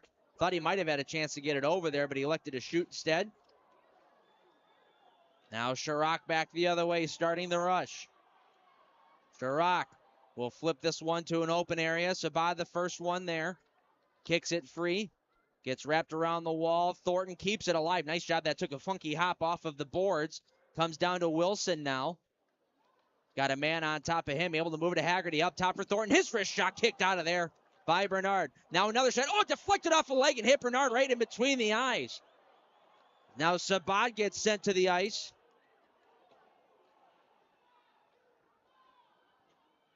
He'll head off to the bench. He looks like he's going to be all right as Brody Thornton starts to come back the other way. Fakes a shot. Holds on to it. Try to drop that one back to Kuznetsov. Deflected off of a leg. Now Gordon. On the far boards, trying to cut towards the net. The backhander was blocked.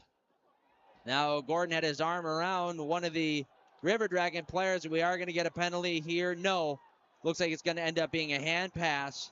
As now we've got some pushing and shoving in behind the net.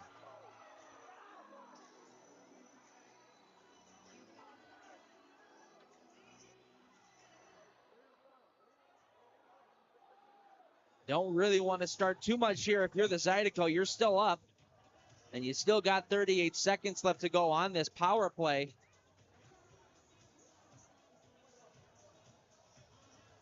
Want to try to keep some cool heads here if you can.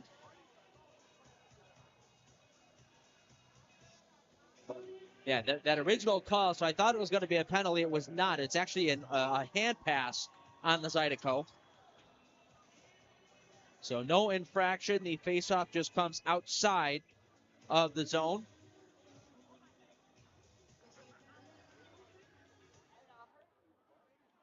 Off the draw, the Zydeco control, but a nice job by Austin Doe to come over and take that one away. And now ragging some time here is Underwood. He'll throw it up the wall. Zydeco take it back. Here's Gordon.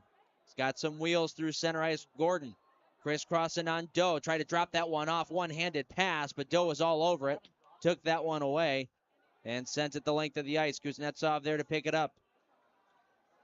That'll just about do it for the rest of this power play. Alex Sonyan over the line. Walks and drags. Couldn't get the shot through. Now Larwood the shot. Big save made. The puck lays free for a moment. And then finally getting on top of that was Sammy Bernard. The first shot from Alex Sonyan was blocked. Laid loose there for Larwood for just a brief moment. Who was able to walk in, try to deke Bernard and go through the legs. Could not. Let's take a look at it. First shot blocked. There's Larwood all alone. Nice job coming back into the play by that far defenseman. Can't quite see who that is, but nice job getting back into the play and forcing Larwood to shoot instead of giving him an opportunity to really think about what he wanted to do there. We get a whistle and somebody jumped on the face-off, so we'll have to do that again.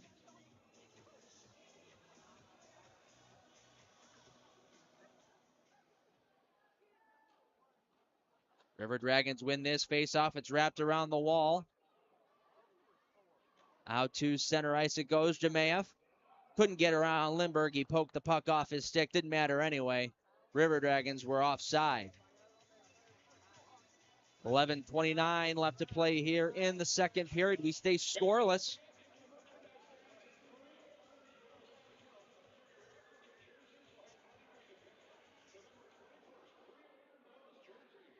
Jemayev has it.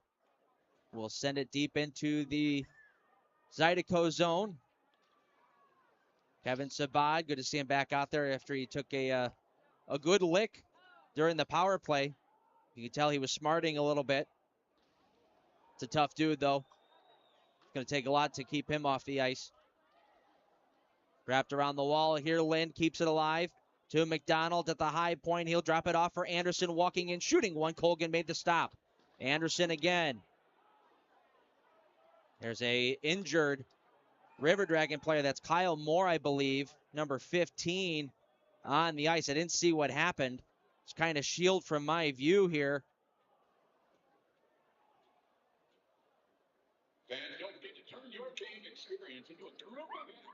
They are calling for the trainer.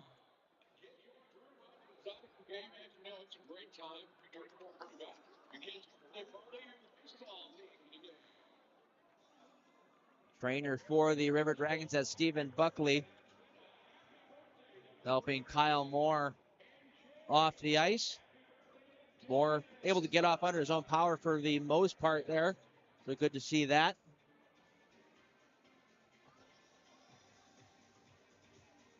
Doesn't look to be blood on the ice or anything.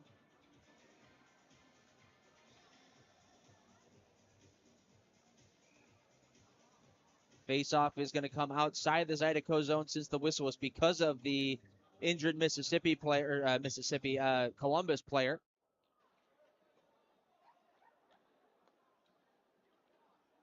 River Dragons control. That's Popov. He'll send it deep into the Zydeco zone. Brody Thornton there to take over. They'll set up their breakout. Thornton's got some space. As you see the River Dragons changing into the 1-3-1. They had that first guy up at the middle. 3 guys in a line at the red line in the neutral zone. Not allowing much opportunity to get through. That's one of those forechecks where you just kind of got to dump it in and try to be the first one after it. Storjahan has it in his own zone. Needs some help from Wickline to get that out to Stenner. Now Storjahan back the other way once again. Pulling up to the middle. Try to throw that one on goal, but really didn't get a good handle on it. Now out to the point. Popov's shot. Oh, great save by Colgan. Somehow that made it through a maze of bodies, and he got it with the toe. Big stop there from Brendan Colgan.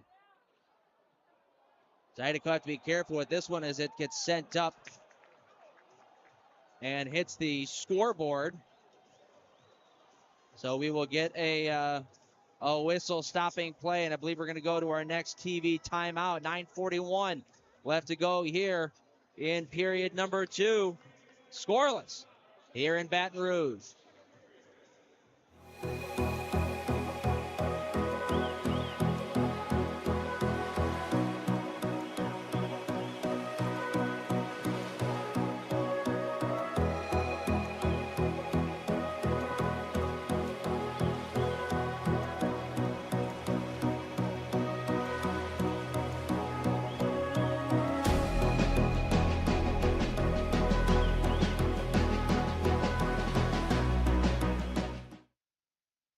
For the ultimate game day experience, come to the Queen Casino in Baton Rouge. Save for game day platters and snacks, plus drink specials at 1717 Kitchen and Cocktail. So come out for game day and let our team make you the MVP. The Queen Casino, where every moment is a win.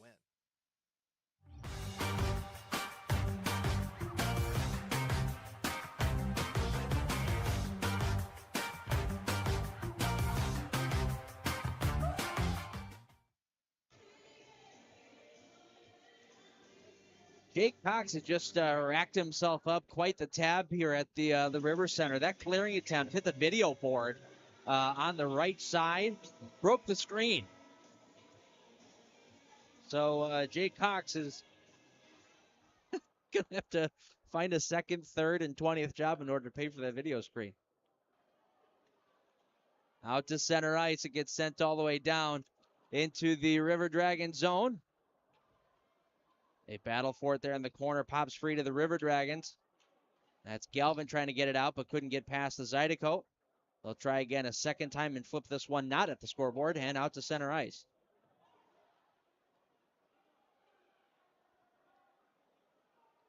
Lindbergh sets up the breakout behind his own net. Gordon comes around with some speed, picks up the puck, and flies through the neutral zone. Able to dig around one check. In over the line. Gordon holds on to it. Looking over his options. Trying to find Larwood in front. but he was all spun around, couldn't really see where the puck was coming from. And now Columbus back out to center, overskated at the blue line. Larwood looking to turn right back. He's got Bond with him. Bond holding up, looking over his options. Oh, man, and sliding into the goaltender was Larwood. He and Underwood went hard towards the net. Larwood went down, and the net comes off its moorings. So that could have been a pretty good opportunity there for the Zydeco. Had it not been for Larwood losing an edge there or getting taken down, either or. Let's see the replay. Yeah, just kind of got spun around into the goaltender. But good idea there by Jackson Bond not to rush anything once you get into the zone. He was able to let the play develop and let guys kind of come in off the player change and see if there's anybody who's wide open. I like the thought process there from 23 in camo.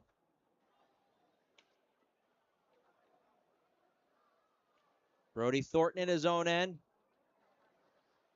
Trying to fend off Kyle Moore. Good to see him back on the ice.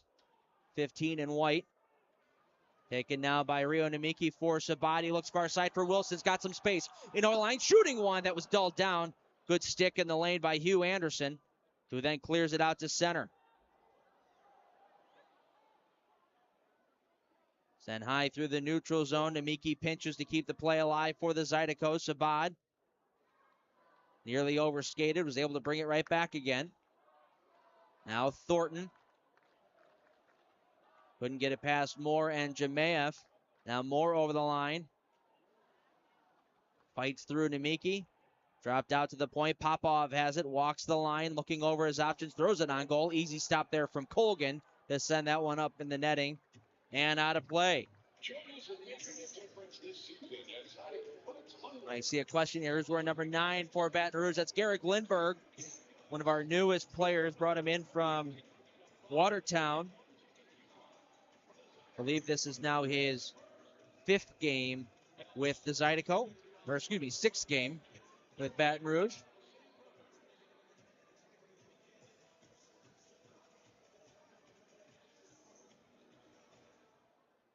Garrick Lindbergh has it now. Speak of the devil, wrapped around the wall to Alexanian. Tried to flip that one up off the glass, but really couldn't get any mustard on it. Stays in for the River Dragons. Popov's shot kicked out by Colgan. And now Alexanian starts to rush back the other way.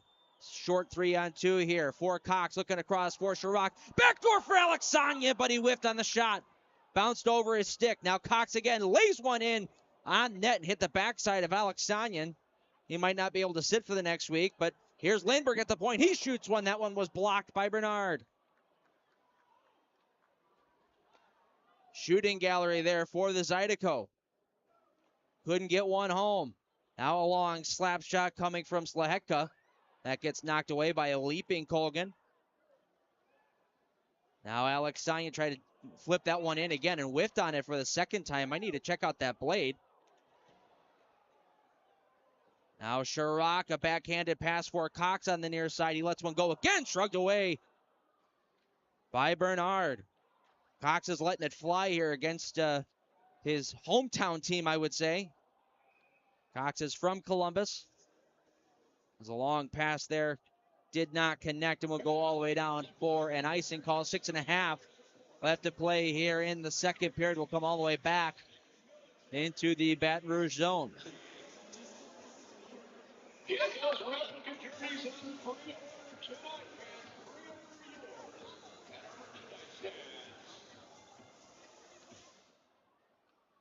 Off the draw, long shot from the point, sails wide. A spinning shot from Klink. Misses the net as well. Thornton able to spin away from a check below the goal line. We'll flip this one through the air and out to the neutral zone. After it here was Bond, but couldn't beat Underwood. Another takeaway by Thornton in the neutral zone. Namiki now. He'll go D to D. Up the middle, it's Larwood. Over the line, Larwood throws one towards the goal, blocked by Underwood, but Larwood picks up his own rebound. Tried to get that one over to Gordon, but Gordon's had his stick picked up off of the ice by the back checker. Now Bond, his wrist shot was a headhunter that catches the glass.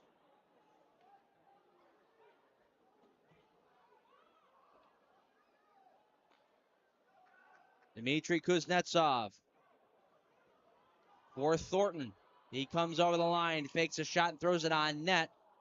Kicked away, but offsides is called anyway. With 5:26 remaining in the second period. We are still scoreless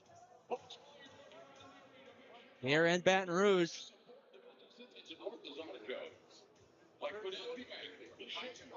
22 shots on net for the Zydeco, already eclipsing last night's total.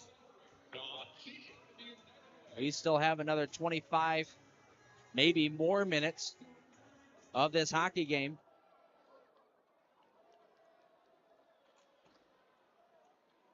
Sabat at center ice. Oh, he was trying to go over for Wilson, but Wilson was underneath him, not to his left, like he thought he was going to be. Now good forecheck here by Wilson. Causes some havoc.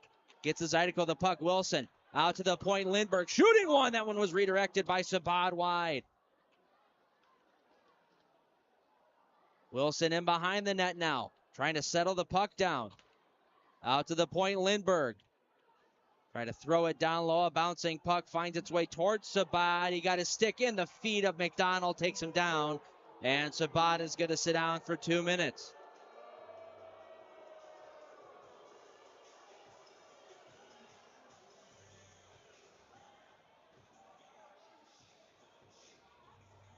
Sabat is pleading his case. He was just trying to get his stick and go for the puck, and he kind of stepped over his stick and tripped over it, but not going to get it from the officials. Zydeco going to the Wilson Warehouse penalty kill here after the break.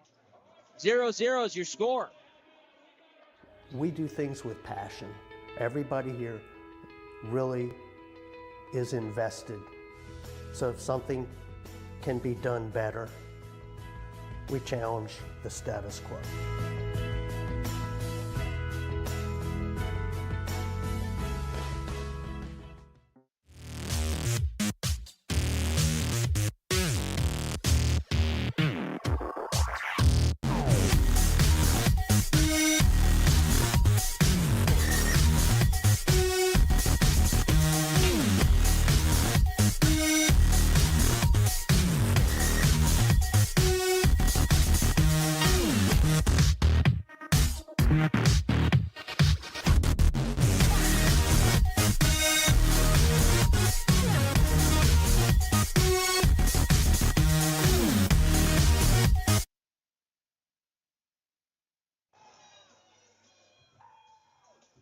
The next Zydeco home game is going to be on November 15th as the Mississippi Seawolves come on back to town for the first of a home-and-home series. Puck drop is at 7:05. Join us right here on YouTube and WBRZ for coverage. We'll also have our pregame show at 6:40 as per usual. And I will try not to have a car breakdown on my way to Mississippi like I did last time. All right, penalty kill has started here for the Zydeco. Slaheka holds on to it at the point. We go over to Storjahan, back to Slaheka at the point. Wickline now holds on. It will switch places. There's a pass out to the point. Redirected off of a skate. Samaro at the side of the net. Kind of a lucky play. The shot from the point, I believe it hit a body on its way to the net in the first place. Deflected off to Colgan's right onto the stick of Justin Samaro, who had a wide open net to put that home. And the first goal of the game is a power play goal for Columbus.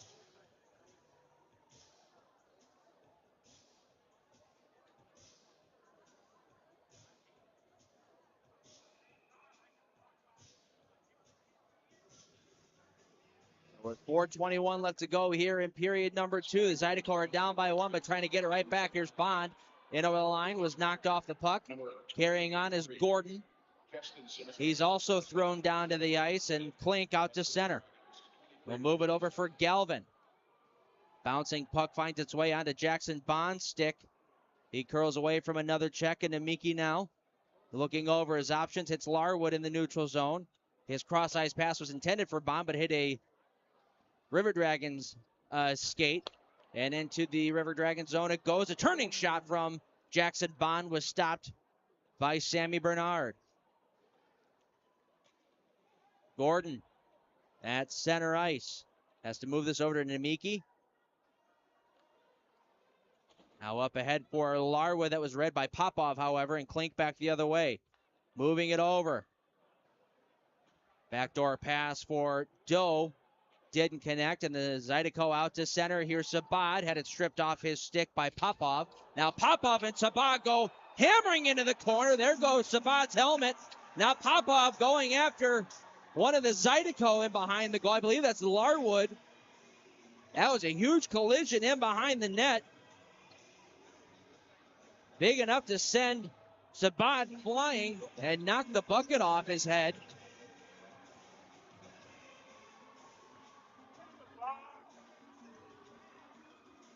Let's see what ends up happening here, because I don't think I saw a hand go up after the initial hit. So you take a look at it. That's a huge collision, and there was a punch afterward that was thrown by Popov. They might have caught that.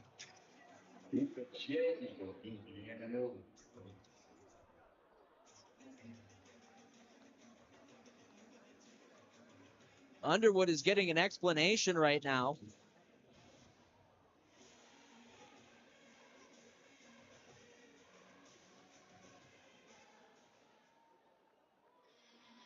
But it looks like the Zydeco are going to end up going back to the Badgers Heating and Air power play. And what a huge chance this is with 3:13 left to go in the second period. Got the Gordon Alexanian unit out there with Kuznetsov. Now to the near side, it's Jackson Bond looking over his options. He hits Lindbergh up top for Bond. Cross-ice pass for Kuznetsov. Settling it down low. Alexanian up top for Lindbergh. He takes a shot. They score! Garrick Lindbergh! A seeing eye shot from the point might have been redirected on the way through. Doesn't matter. Zydeco have tied it at 1.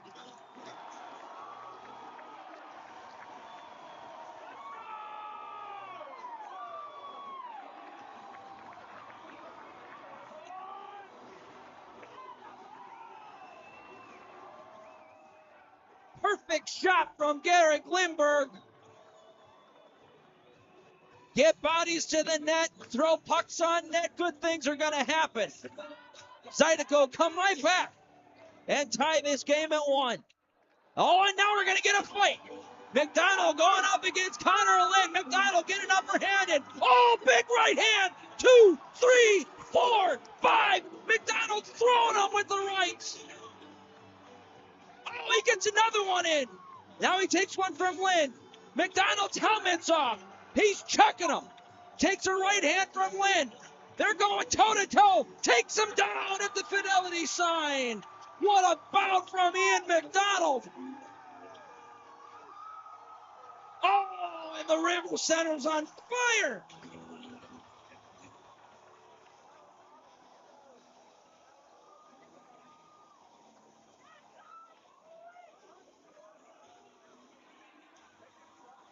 Boy, oh boy, I tell you what, you normally see a highlight reel for goals or saves. That needs to go on Ian McDonald's highlight reel. That was a phenomenal fight. Haymakers all the way through. That was 1980s NHL style right there.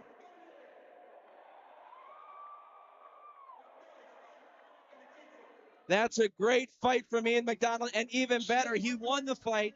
The whole purpose that fight started, I'll bet this, was that Columbus wanted to get the energy back.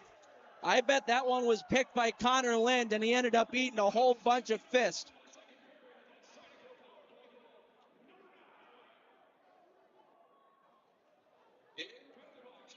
Boy, oh boy, the energy is coursing through this building right now. You could feel it. Be great if the Zydeco could find another way to get one before this period ends. They're in the offensive zone now. Haggerty drops it off for Saban. Now Wilson. Had that roll off his stick taken away by Underwood. And out to center ice, it's Moore. Through the neutral zone, drops it off for McDonald. He's got Moore back again on the far side, hits him. Moore looking over the options. Walking, going down low. Jemayev. Out to the point. Underwood walks and fires. They score! Kirk Underwood. A beautiful pass from Jemayev. Found him up at the point. Underwood had some space. Walked it in and let a wicked wrister go. And Columbus jumps right back on top. 2-1.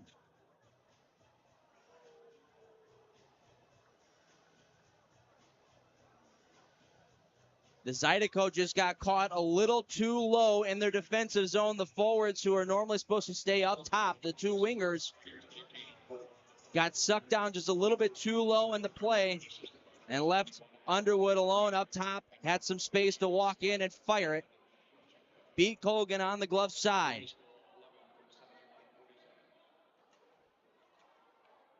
Now bouncing puck finds Klink. Oh, great stop there by Colgan. Klink all alone at the bottom of the circle. And Colgan beat him with the right pad. Cox able to get it out to the neutral zone. I believe that hit the linesman, however, so it didn't get very far. And now Scott Chirac starts back the other way for Cox. He's hit by Connor Lind. Now Chirac going across for Kleber. His wrist shot easily saved there by Bernard. Nobody in the area for the Zydeco.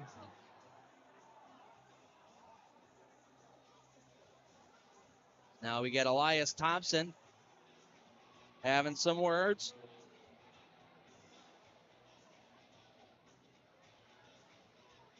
It's Jordan Popov. He was talking to. Popov wasn't having any of that. 1:16 left to go in the second. Draw is going to be inside the River Dragon zone, I believe, to the left of goaltender Sammy Bernard.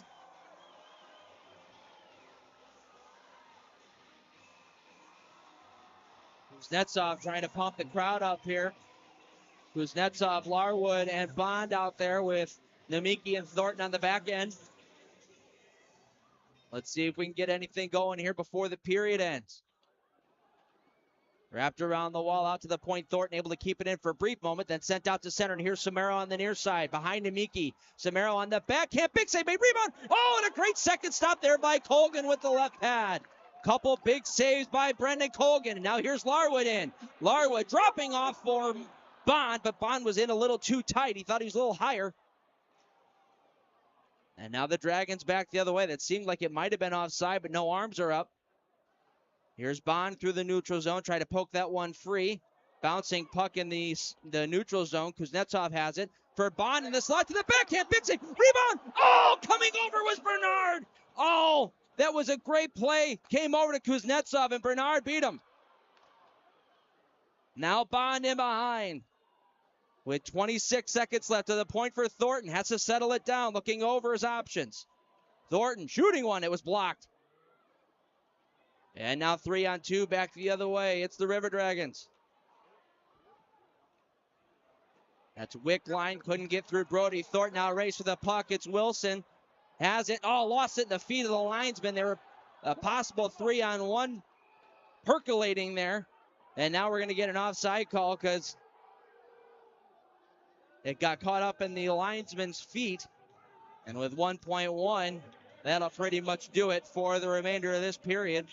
Unless we get any more fireworks at the end.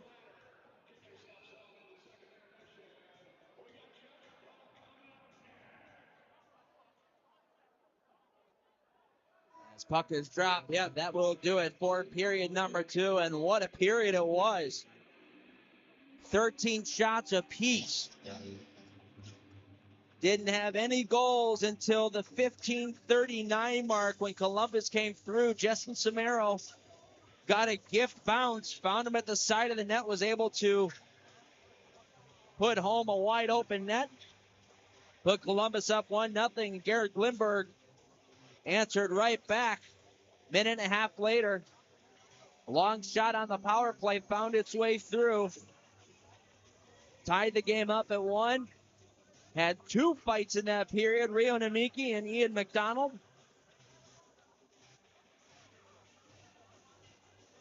And then to close it out at the 18:04 mark, Kirk Underwood put the River Dragons up with a shot from the point that he had a lot of space to walk in and let it go. He beat Colgan on the glove side. And that is where we stand through 40 minutes of play. Totally different energy from Friday night. Friday was a chess match. This one's war. We'll be back at the intermission report right after this. 2-1 River Dragons through 40. Looking for the ultimate game day experience? Come to the Queen Casino in Baton Rouge. Wall-to-wall TVs mean you'll see every touchdown in HD. Place your bets and feel the thrill of every play with our DraftKings Sportsbook. The Queen Casino, where every moment is a win. There's a time we all know is coming, but nobody knows just when. If you don't have a plan or you don't understand how or where to begin, at church funeral services, we'll handle it all with care and passion. Church funeral services. We've gotten very good at roofing. We're good at the actual work, but also the documentation from the beginning. Getting everything with the client. What do they need? What are their needs? And then how can I give them a couple of options? And then from there, during the process, they know what's going on. And then at the end, feeling good about everything that's complete, and they're happy when they're done with their job. We do things with passion. Everybody here really is invested. So if something can be done better, we challenge the status quo.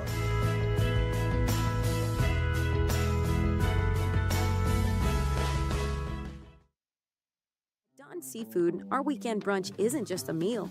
It's the moment you've been waiting for all week. Begin your legendary weekend with brunch favorites like our shrimp and grits, crab cake Benedict, and of course, bottomless mimosas. Let's be honest, the party doesn't start until Don Seafood hits the table. From our team at Don Seafood, we want to thank you for the past 90 years and cheers to many more together.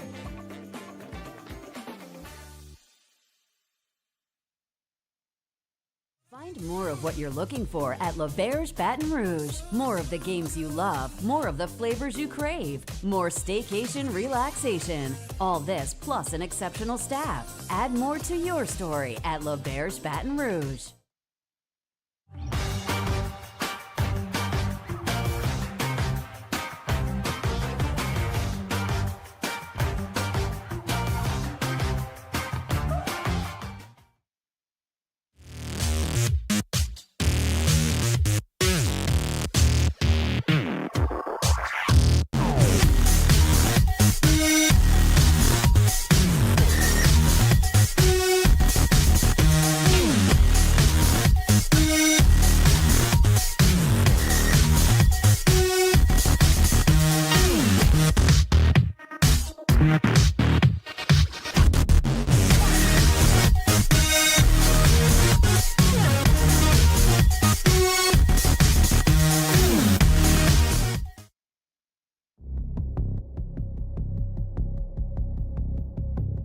Does he think he's better than us?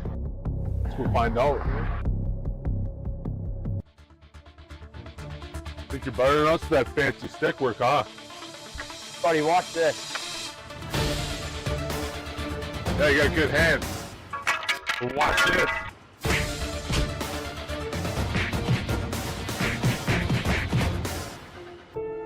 Let's get out of here, MJ.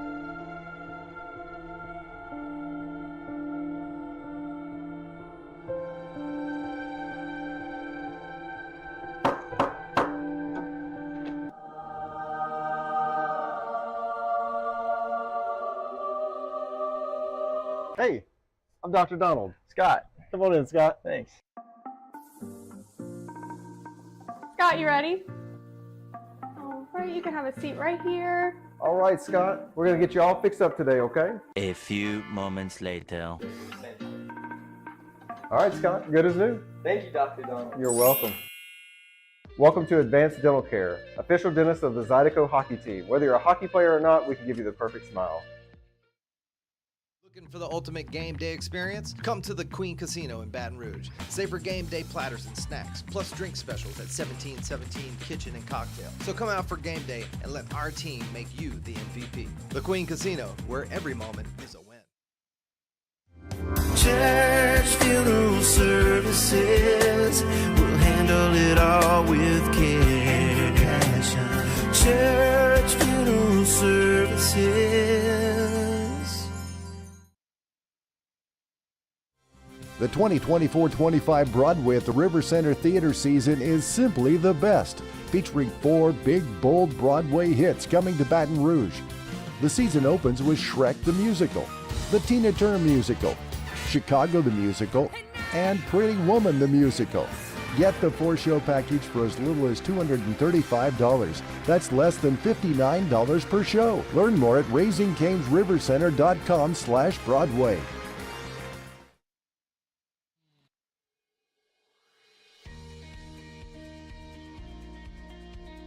The Men's Network started when I went to a computer club meeting in the 7th grade that Brett organized.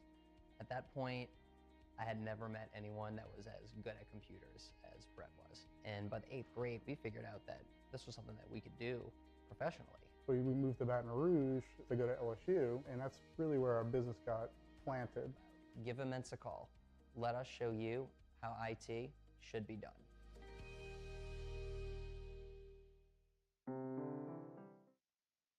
Find more of what you're looking for at L'Auberge Baton Rouge. More of the games you love with 1,000 slots, 50 tables, and a sports book. More of the flavors you crave with the area's best Asian cuisine and great steaks. More staycation relaxation with our rooftop pool, luxury rooms and suites, and epic views of the Mississippi. More top-name performers and the best local artists, plus an exceptional staff to take care of your every need. Add more to your story at L'Auberge Baton Rouge.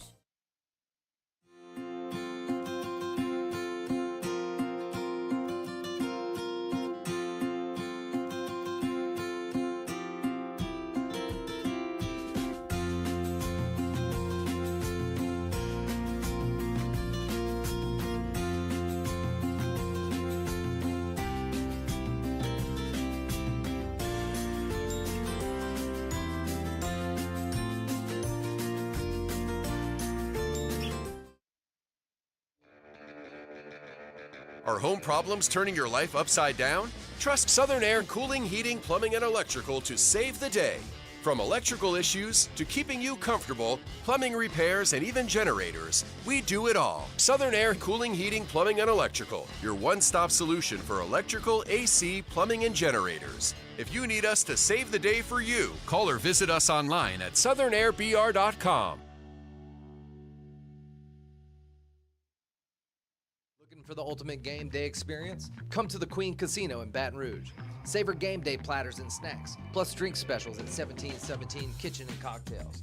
Wall-to-wall, state-of-the-art TVs mean you'll see every touchdown, Hail Mary, and big turnover in crystal clear HD. Place your bets and feel the thrill of every play with our DraftKings Sportsbook. So come out for game day and let our team make you the MVP. The Queen Casino in Baton Rouge, where every moment is a win.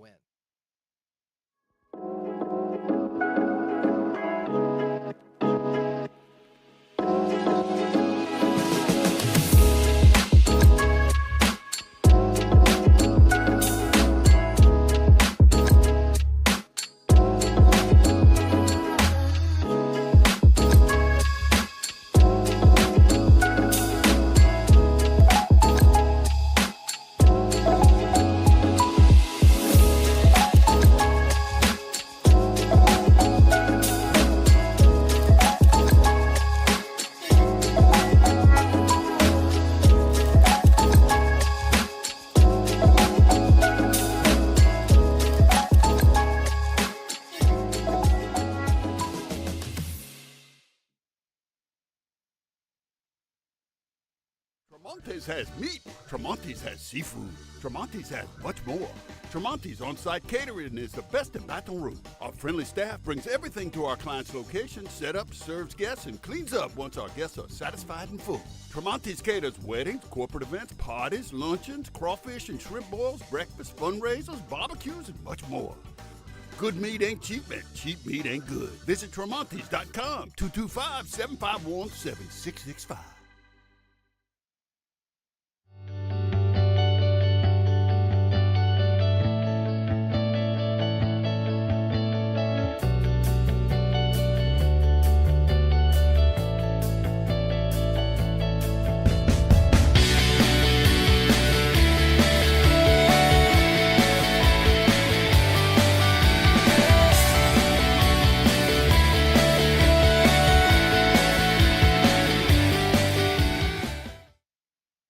Looking for the ultimate game day experience? Come to the Queen Casino in Baton Rouge.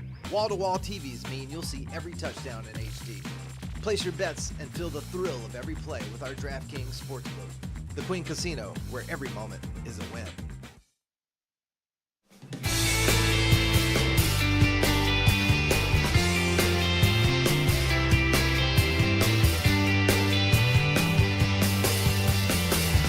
Run for Chirac, but he can't bury. Chirac grabs it back, curls away from his check, in behind the net, picks it up on his stick, and he gets the Michigan! Scott Chirac, a highlight reel goal!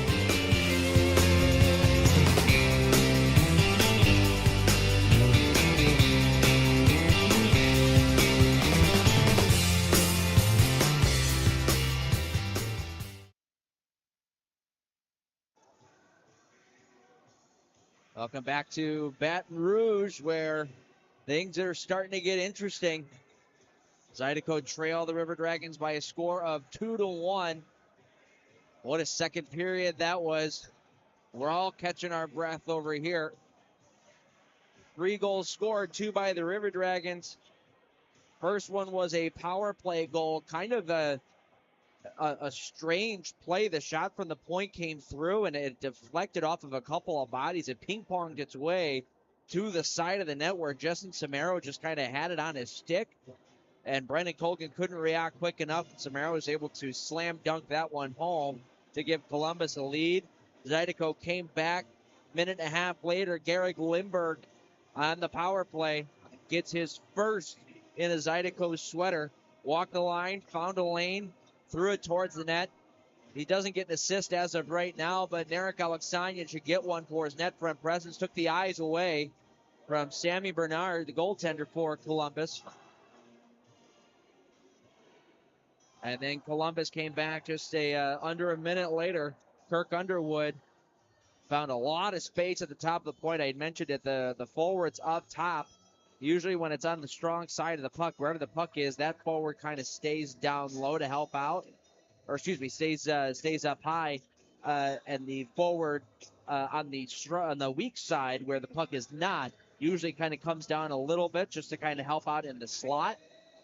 Both forwards found their way a little too far down low. Pass came out to the top of the point. Underwood had a wide open opportunity to walk in and rip it. He beat Colgan on the glove side to make it 2-1.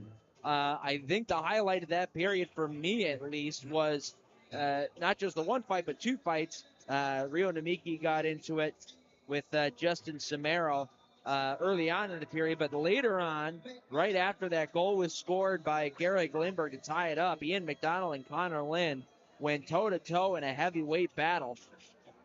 I mean, we had some haymakers in that fight. Ian McDonald is 6 foot, 210 pounds.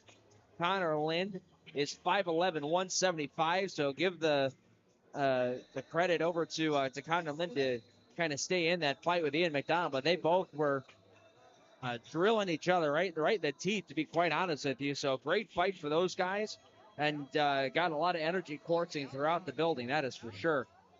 Shots in the second period are even at 13 overall.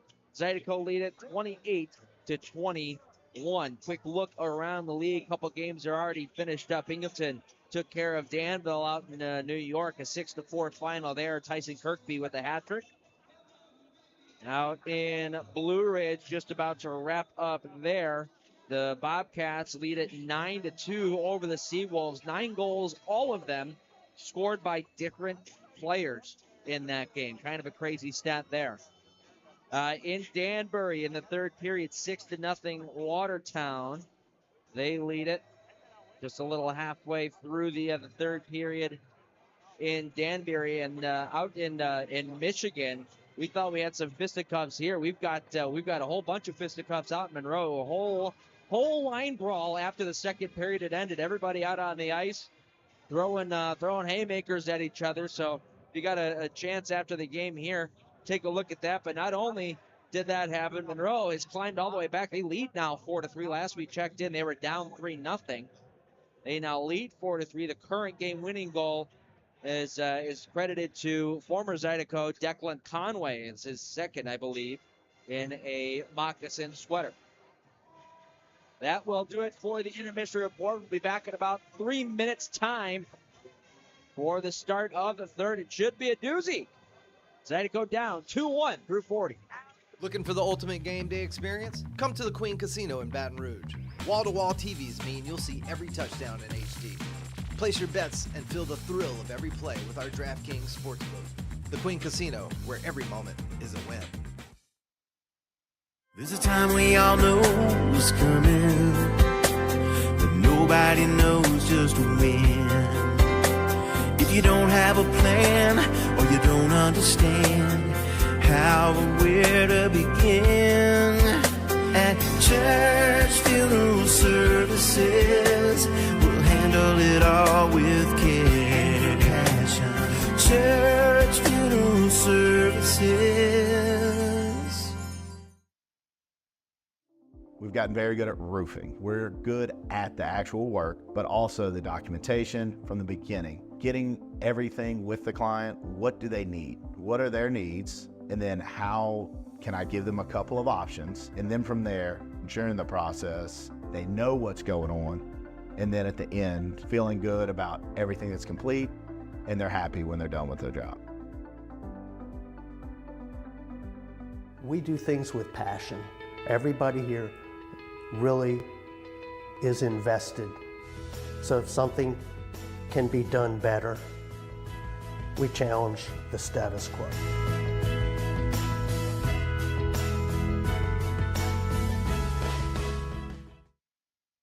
Dawn Seafood, our weekend brunch isn't just a meal. It's the moment you've been waiting for all week. Begin your legendary weekend with brunch favorites like our shrimp and grits, crab cake Benedict, and of course, bottomless mimosas. Let's be honest, the party doesn't start until Dawn Seafood hits the table. From our team at Dawn Seafood, we want to thank you for the past 90 years and cheers to many more together.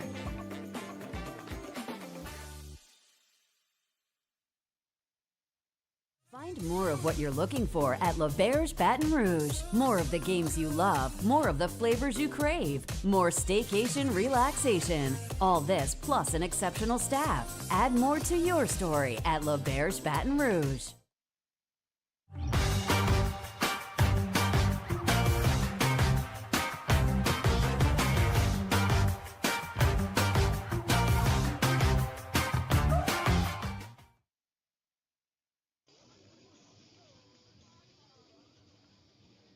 Back in Baton Rouge, 2-1 is your score in favor of the Columbus River Dragons. We get ready for the final 20 minutes of regulation time. Just kind of a quick note here in the beginning of this season. Obviously, it's a relatively small sample size at this point. Zydeco have only played in 9 games. However, there's only been 2 games where they've been held to 2 goals or fewer, and they've lost both of them. So key is to try to get over that 3-goal or over that 2-goal hump in order to win a game, and especially important today as they find themselves trailing 2-1.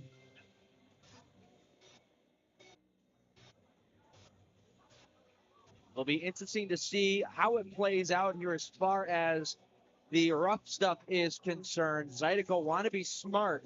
They don't want to get too involved with that kind of thing. If they're trying to come back and tie this game, you don't want to get stuck in all the fighting and all the fisticuffs. You want to make sure we're getting tied up at the very least here first as we're underway. In the third period, that was a Sullivan Steakhouse opening faceoff, and here's the Zydeco looking for their first chance. Drop pass for Chirac. He had a man all over him. couldn't really get anything through. And now Namiki over the line. He gets pinched off along the wall there. Was still able to get the puck in deep. Got his job done. Thornton holds it in on the near side. Alexanian tried to force it down low. Finds its way to Cox in front. Alexanian was robbed. Sammy Bernard. Oh, what a pass that was by Jake Cox. He found Alexanian all alone at the bottom of the circle, and Cox was robbed by Sammy Bernard.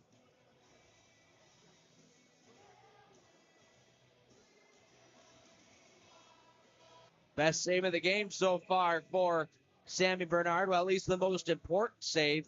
He had a brilliant one towards the end of the second period to rob Kuznetsov of a wide open net.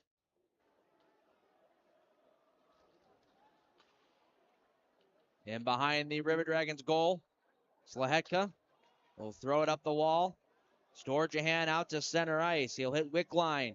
In over the line, he drops it off. A wrist shot hits him in the backside. And Lindbergh will push this one out to the neutral zone. Back in Zydeco territory, Garrick Lindbergh try to cycle it up a wall, get a helpful bounce off of the referee's skate. And now Sabat try to split the D and cut down the middle. Got the puck knocked off his stick, held it at the point though by Wilson. He'll wrap it around the wall.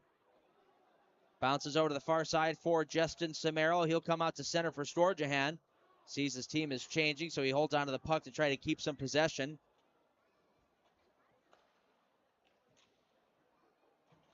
Dangerous pass there for the River Dragons. Ends up getting intercepted by Larwood. He comes over the line, just throws one towards the net. Not a bad idea there to set up an offensive zone faceoff. We have 18:15 remaining here in the third period.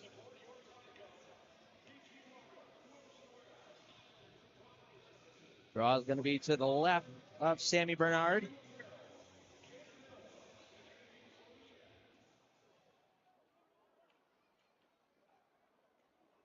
Out to center ice, it's Austin Doe.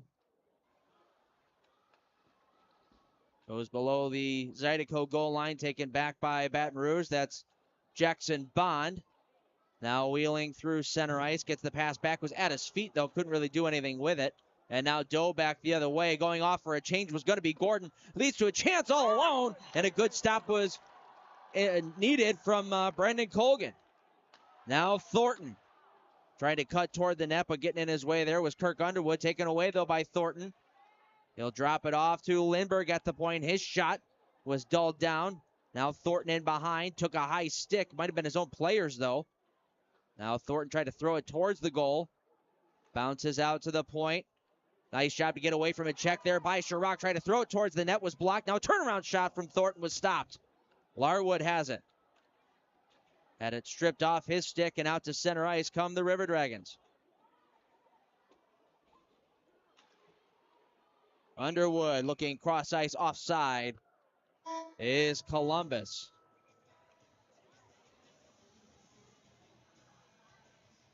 Now McDonald and Lynn come out of the box after serving their fighting majors.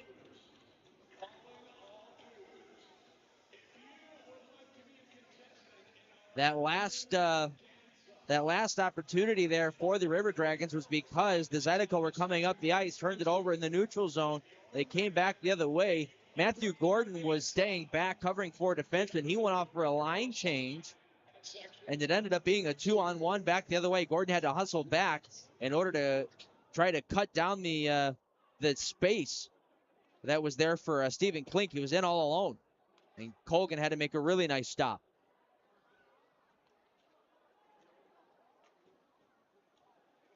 Kevin Sabat in the neutral zone, able to dangle his way into the zone. Spins away from a check in the corner. Now the River Dragons will come out to center ice. We're going to get a penalty here behind the play on the Zydeco. As this puck is touched, we'll get a whistle. We're going to get a high sticking call. I believe it's going to go back to Kevin Sabat again. It was behind the play. I saw the player go down. I didn't see exactly what had happened. Well, I saw him hit the ice. Sabat will sit down. You just hope that there's no blood. Blood means 4 minutes. Looks like this is just going to be a minor penalty, not a double minor. So it's going to be back to the Wilson Warehouse penalty kill for the Zydeco. In the game today so far, they are 2 out of 3.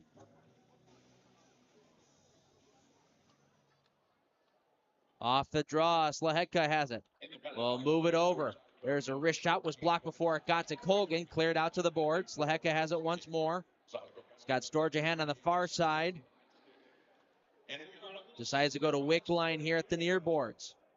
Wickline with Storjahan sneaking in down low. Back up top, Slaheka looking for any sticks to redirect. That one sailed wide of the net. Storjahan back to Slaheka. Back to Storjahan, walking it in, letting it fly. Deflects wide of the goal. Kept alive, though, by the River Dragons. It's Wickline. In Storjahan play catcher, excuse me, that's Slaheka. Now Storjahan there looking back door. That one was blocked by one of the Zydeco going down on one knee. They can't clear, though. Held in by Samaro for Storjahan. In Slaheka switch. Storjahan walking in, drops it off for Slaheka. This is a tired PK unit. Want to get a good clear here. They do. Sent all the way down, and all 4 guys get off the ice. 50 seconds left to go on the kill for the Zydeco. Jemayev coursing through center ice, drops it off for McDonald. His shot shrugged out of there by Colgan. Good stop. Now trying to get an opportunity back the other way is Larwood with some speed.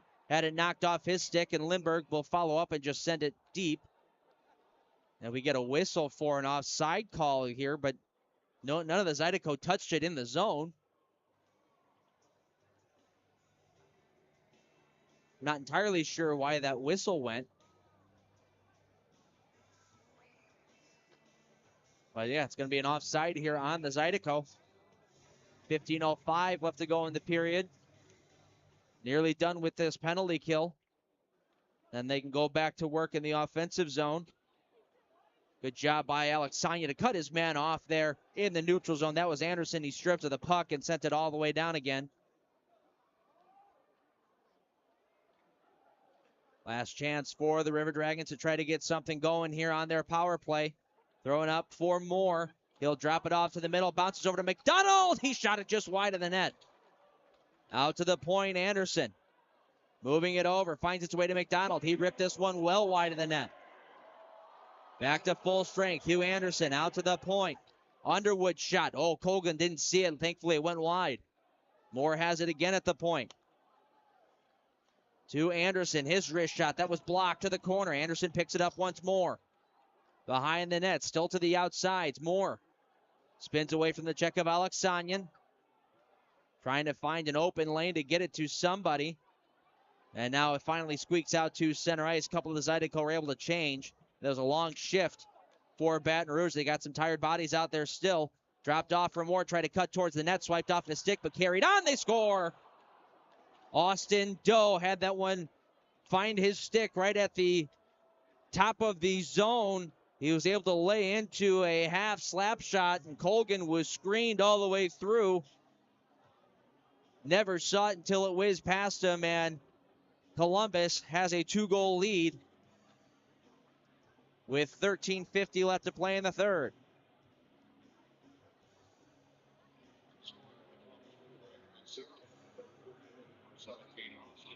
That was a long shift for the Zydeco.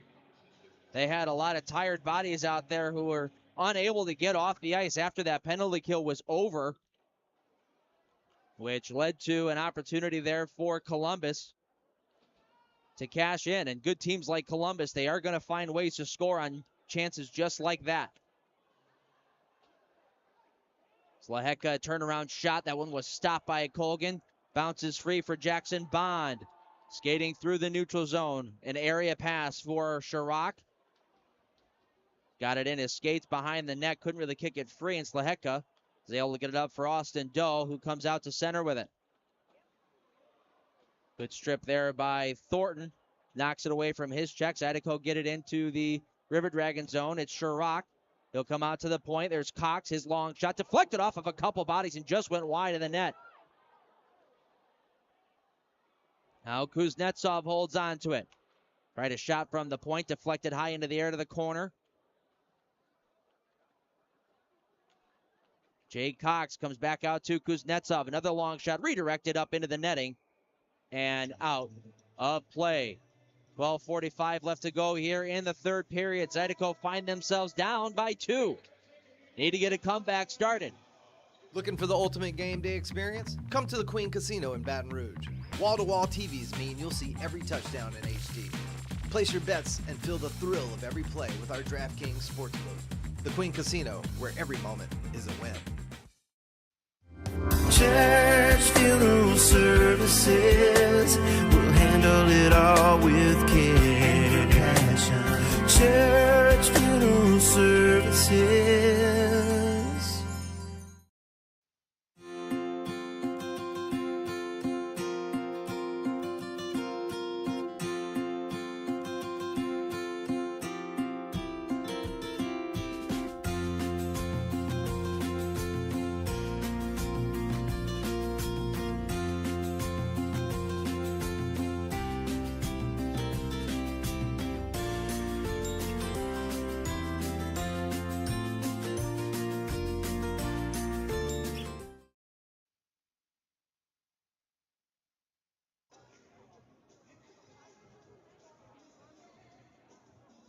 Zydeco fans, Tanger Outlet Mall is a proud sponsor of your Baton Rouge Zydeco.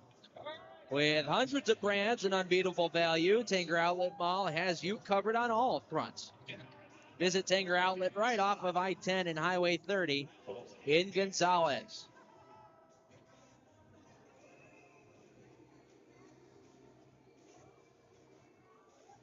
Three to 1 in favor of the River Dragons. Just got a goal from Austin Doe to give them a 2-goal lead. After the Zydeco had a penalty kill, they couldn't get a full change. Had some tire bodies on the ice, and the River Dragons took advantage of it. Zydeco looking to answer back now.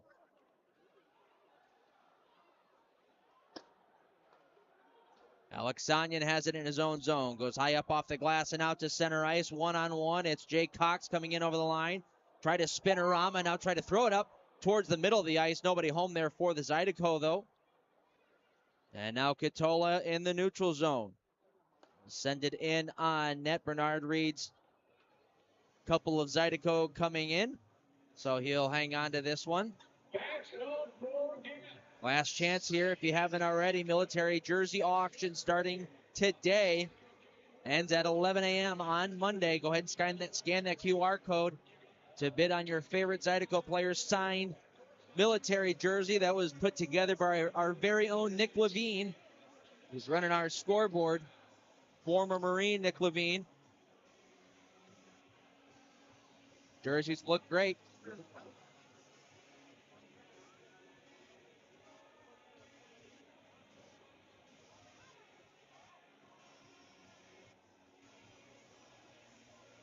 Not entirely sure why the River Dragons were able to get a late line change here.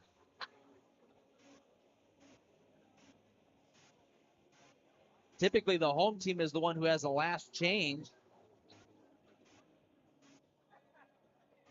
The River Dragons are able to get a catch a break there. At least that's the way it seems.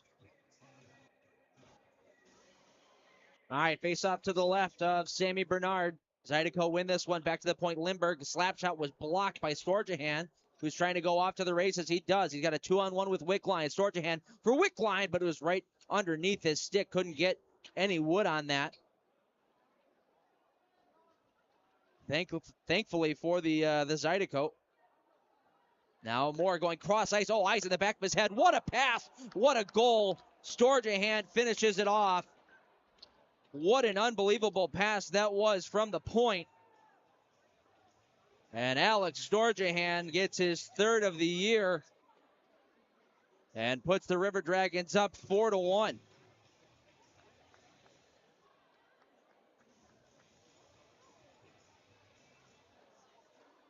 Eyes in the back of his head.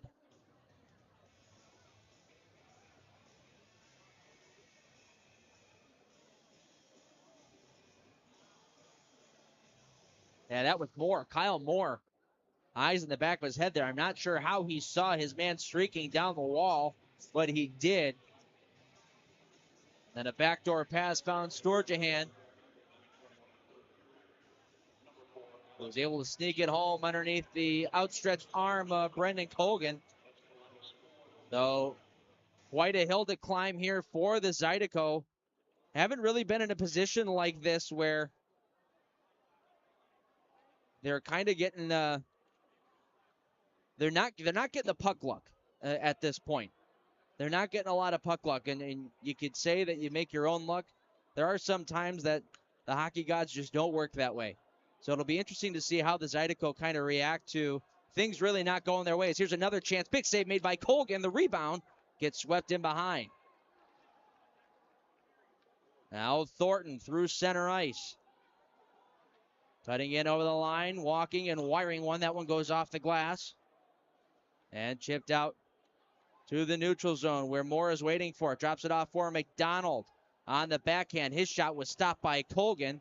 That's turned around and sent all the way out. We've got too many men on the ice here for the River Dragons. So a good chance here for Baton Rouge to start climbing their way back into this game. Badgers heating in their power play coming up.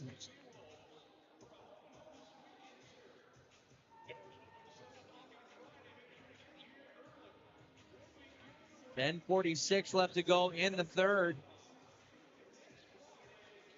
Zydeco will start out with the Haggerty, Wilson, Sabad line and have Thornton and Chirac on the back end.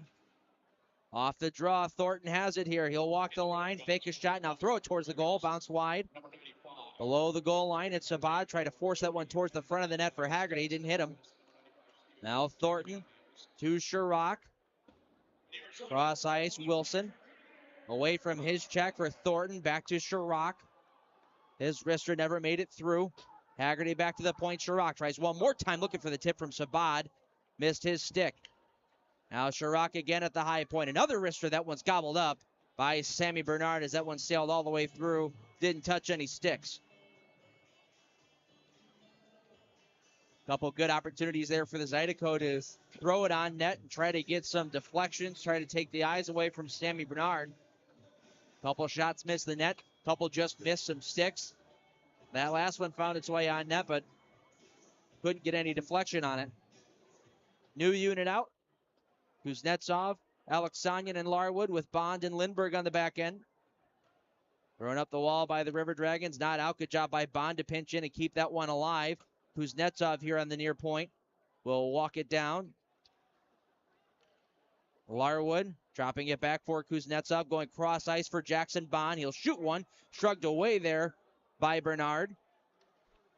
Finds its way to the near boards. Kuznetsov will send it right back where it came to Bond. Down low, Larwood. He's got Kuznetsov trying to sneak in, try to find a way to get it to him. There it is. Shot it right off the side of the net. Picked up by Connor Lind. He'll turn it around and send it all the way down. Colgan there to play it off. 40 seconds left to go on the power play. Kuznetsov gets around one check through the neutral zone. Kuzi over the line, drops it for Larwood for Alexanian. Backdoor, there's a wrist shot. That one was blocked, never made it through. Held it at the point, Lindbergh. Holding on, looking over options. His shot also never made it through and cleared out by Columbus. Couple good shot blocks there by the River Dragons.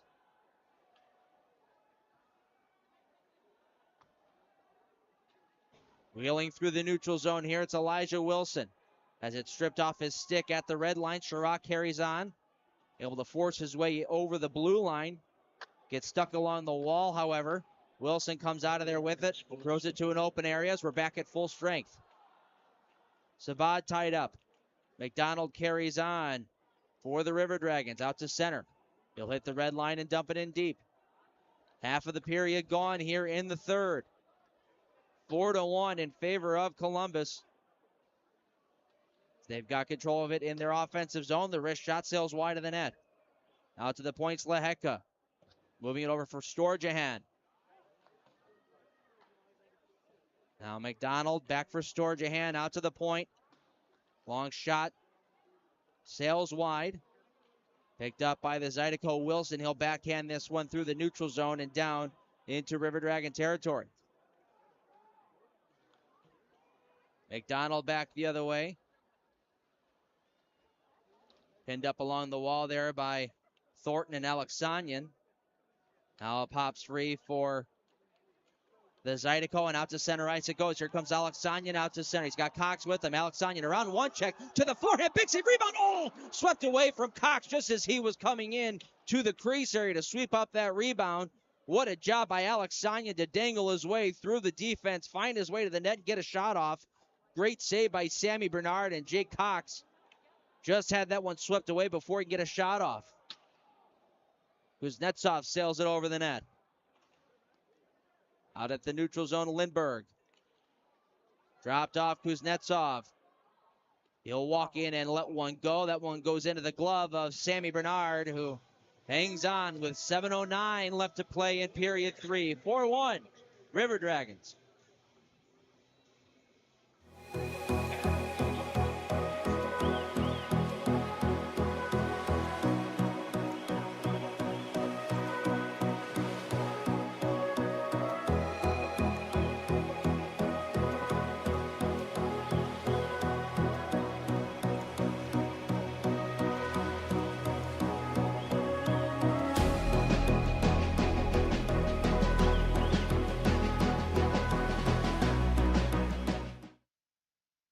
For the ultimate game day experience, come to the Queen Casino in Baton Rouge. Savor game day platters and snacks, plus drink specials at 1717 Kitchen and Cocktail. So come out for game day and let our team make you the MVP. The Queen Casino, where every moment is a win.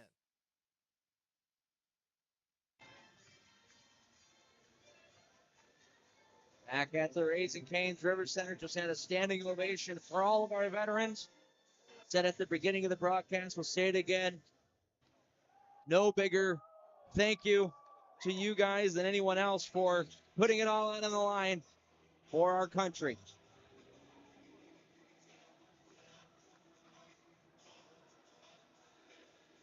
Four to 1 in favor of Columbus.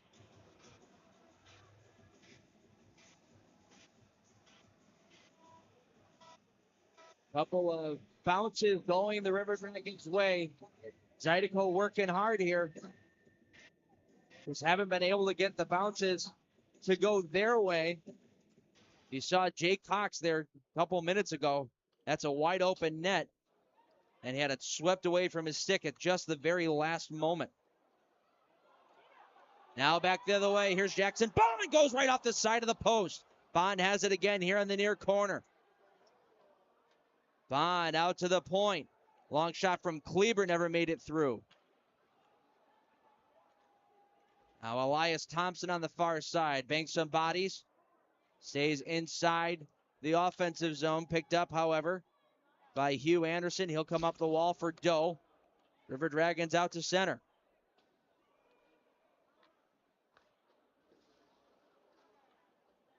Now the Zydeco sweep it out to the neutral zone. It's Larwood. He'll go cross-ice pass for Jackson Bond. Leads him into the zone. A turnaround pass out in front for Elias Thompson. Found it right at his feet.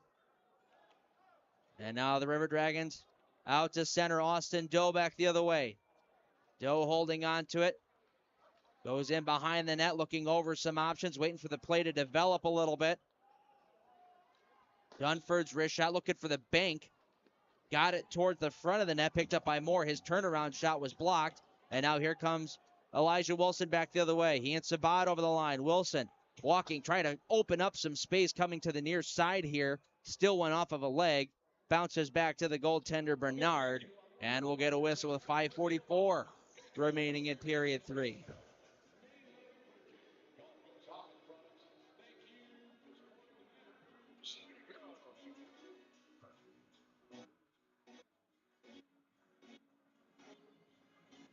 Draw to the left of Sammy Bernard. Picked up by the Zydeco Haggerty. He comes out to the point for Thornton. His long shot was kicked out.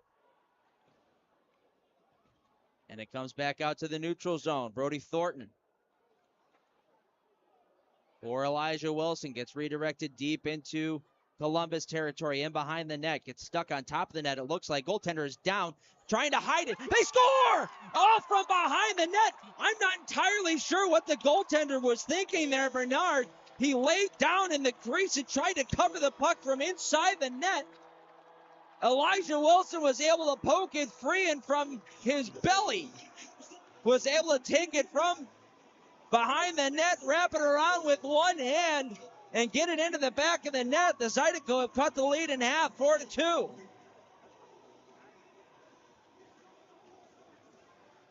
What a strange play. Take a look. It takes a weird bounce off the boards, and the goaltender tries to cover it from inside the net. And now this goal is under review.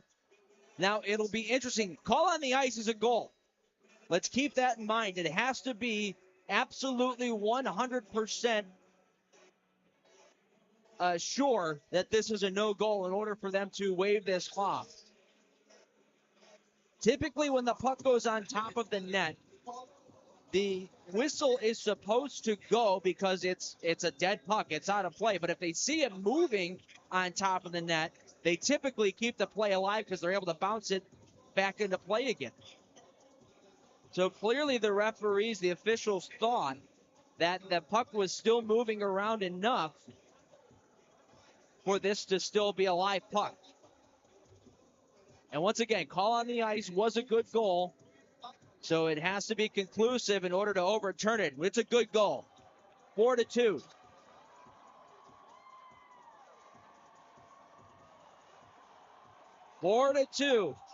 Cut the lead in half.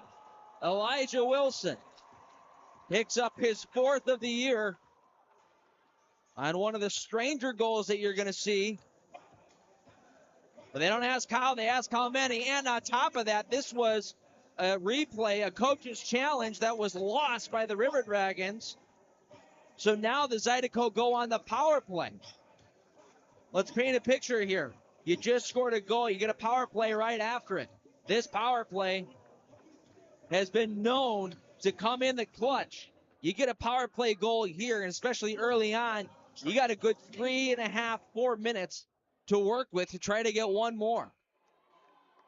So this power play should be rip-roaring ready to go.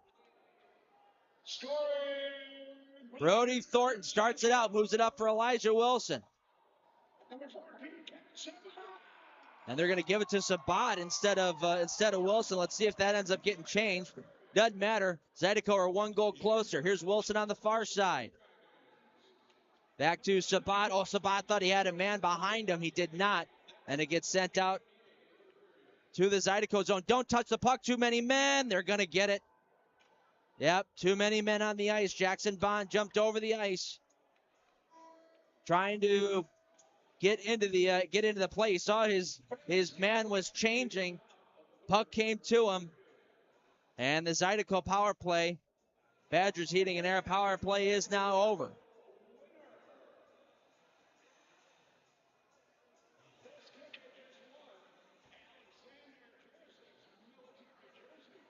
All right, I think we're going to one more TV timeout. We'll be back right after this. 4-2 in favor of Columbus. We do things with passion. Everybody here really is invested. So if something can be done better, we challenge the status quo.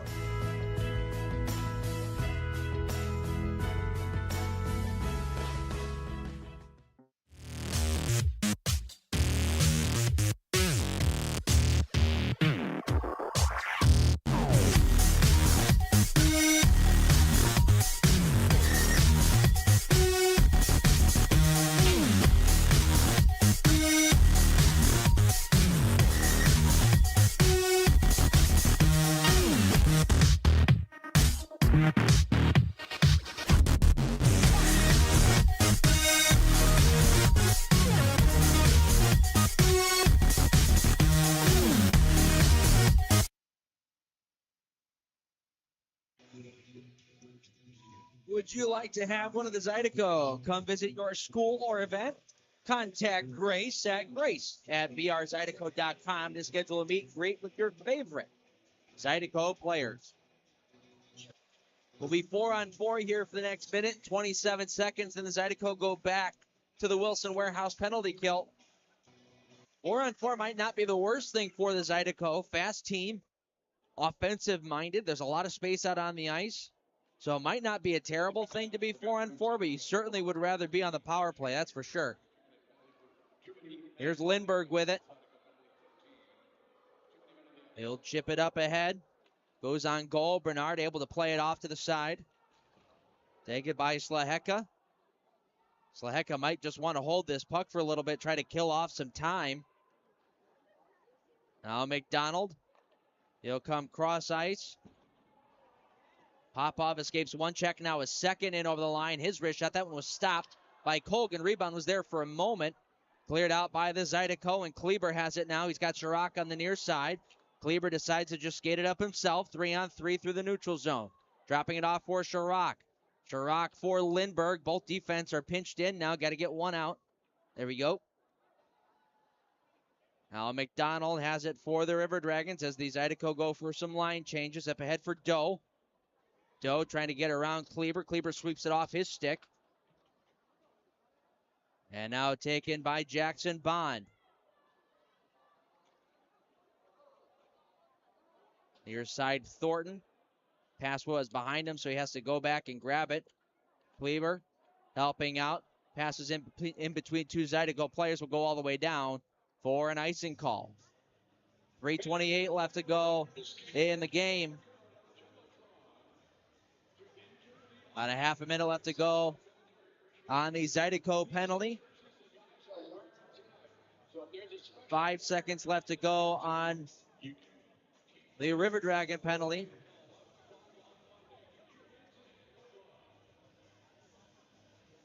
Face off to the right of Brendan Colgan. Out to the point, Anderson moves it over for Storjahan. Pressured there by Larwood as Columbus now has the power play. Sent out to the neutral zone. 20 seconds left to go on this Zydeco penalty.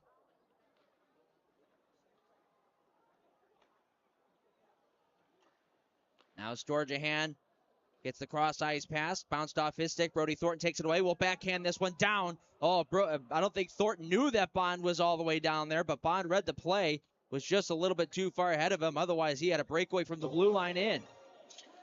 Both teams now back at full strength. Let's see how aggressive Everett Thompson wants to be with pulling Brendan Colgan here for the extra attacker. Down by 2 with 2.5 left to go. And behind the Zydeco net, Storjahan has it knocked away by Brody Thornton. Alex Sanyan knocked away from him. Dunford throws it down low. Rio Namiki. He's got some wheels here. Looks up ahead for Sabad on the far side. He's got Alex Sanyan up top. Sabad gets around one check below the goal line. Kicks it free, comes back out the other side. Sabad trying to move this one along. Colgan is awaiting instructions here as the River Dragons now take control and send it out to center ice and all the way back into the Zydeco zone. It will not have legs for icing as Namiki now picks it up. Trying to set up a breakout here with 1:40 left to go in the third. Lindbergh chips it up off the wall for Kuznetsov. Bank pass, finds Kuznetsov again and over the line. His wrist shot was blocked down. Colgan was halfway towards the bench. Had to stop as the puck comes back out to center. Now McDonald for the River Dragons. His backhand pass was read by Lindbergh. In over the line. There goes Colgan to the bench. Minute 18 remaining in the third. Wrapped around the wall. Here's Bond. Keeps it alive. Knocked away from him by Jamath. He'll backhand this one all the way down. Takes a bounce well wide of the net. We're going to get an icing on the River Dragons with 1:07 left to go in the third. Let's see if Everett Thompson wants to use his timeout. He does. So he will rally the troops together, get him a little extra breather, and get the bodies out there that he wants. At this point, got that extra man. You almost want to treat it like it's a power play and maybe get a second body in front of the goaltender.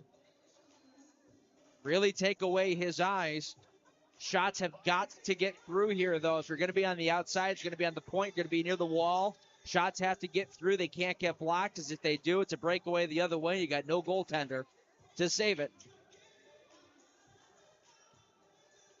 Quick recap here of the game while we've got some time. Scoring started out in the second period, over halfway through the second. Justin Samaro started it out, got a little gift bounce at the side of the net, able to pound it home.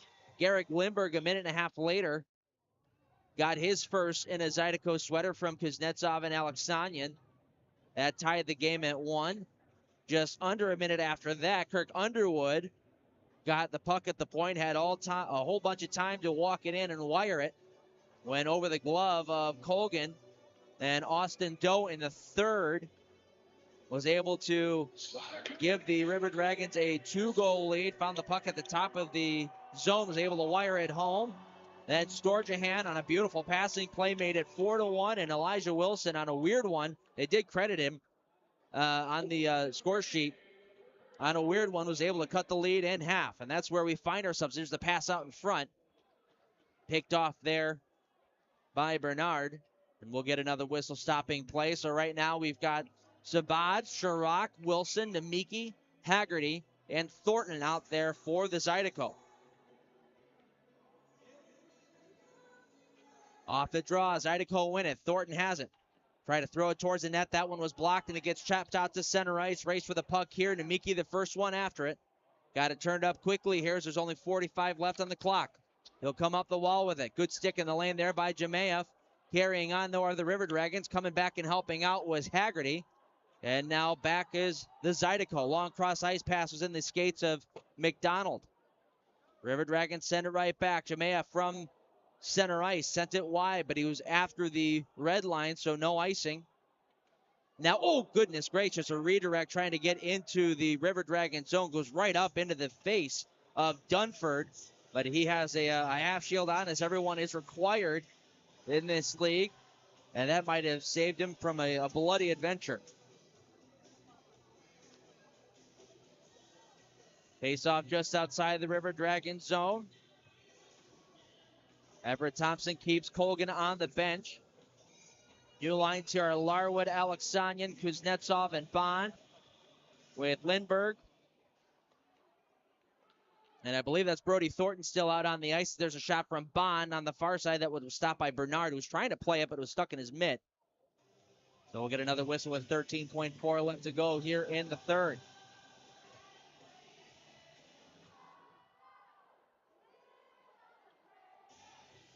Face off to the right of Sammy Bernard.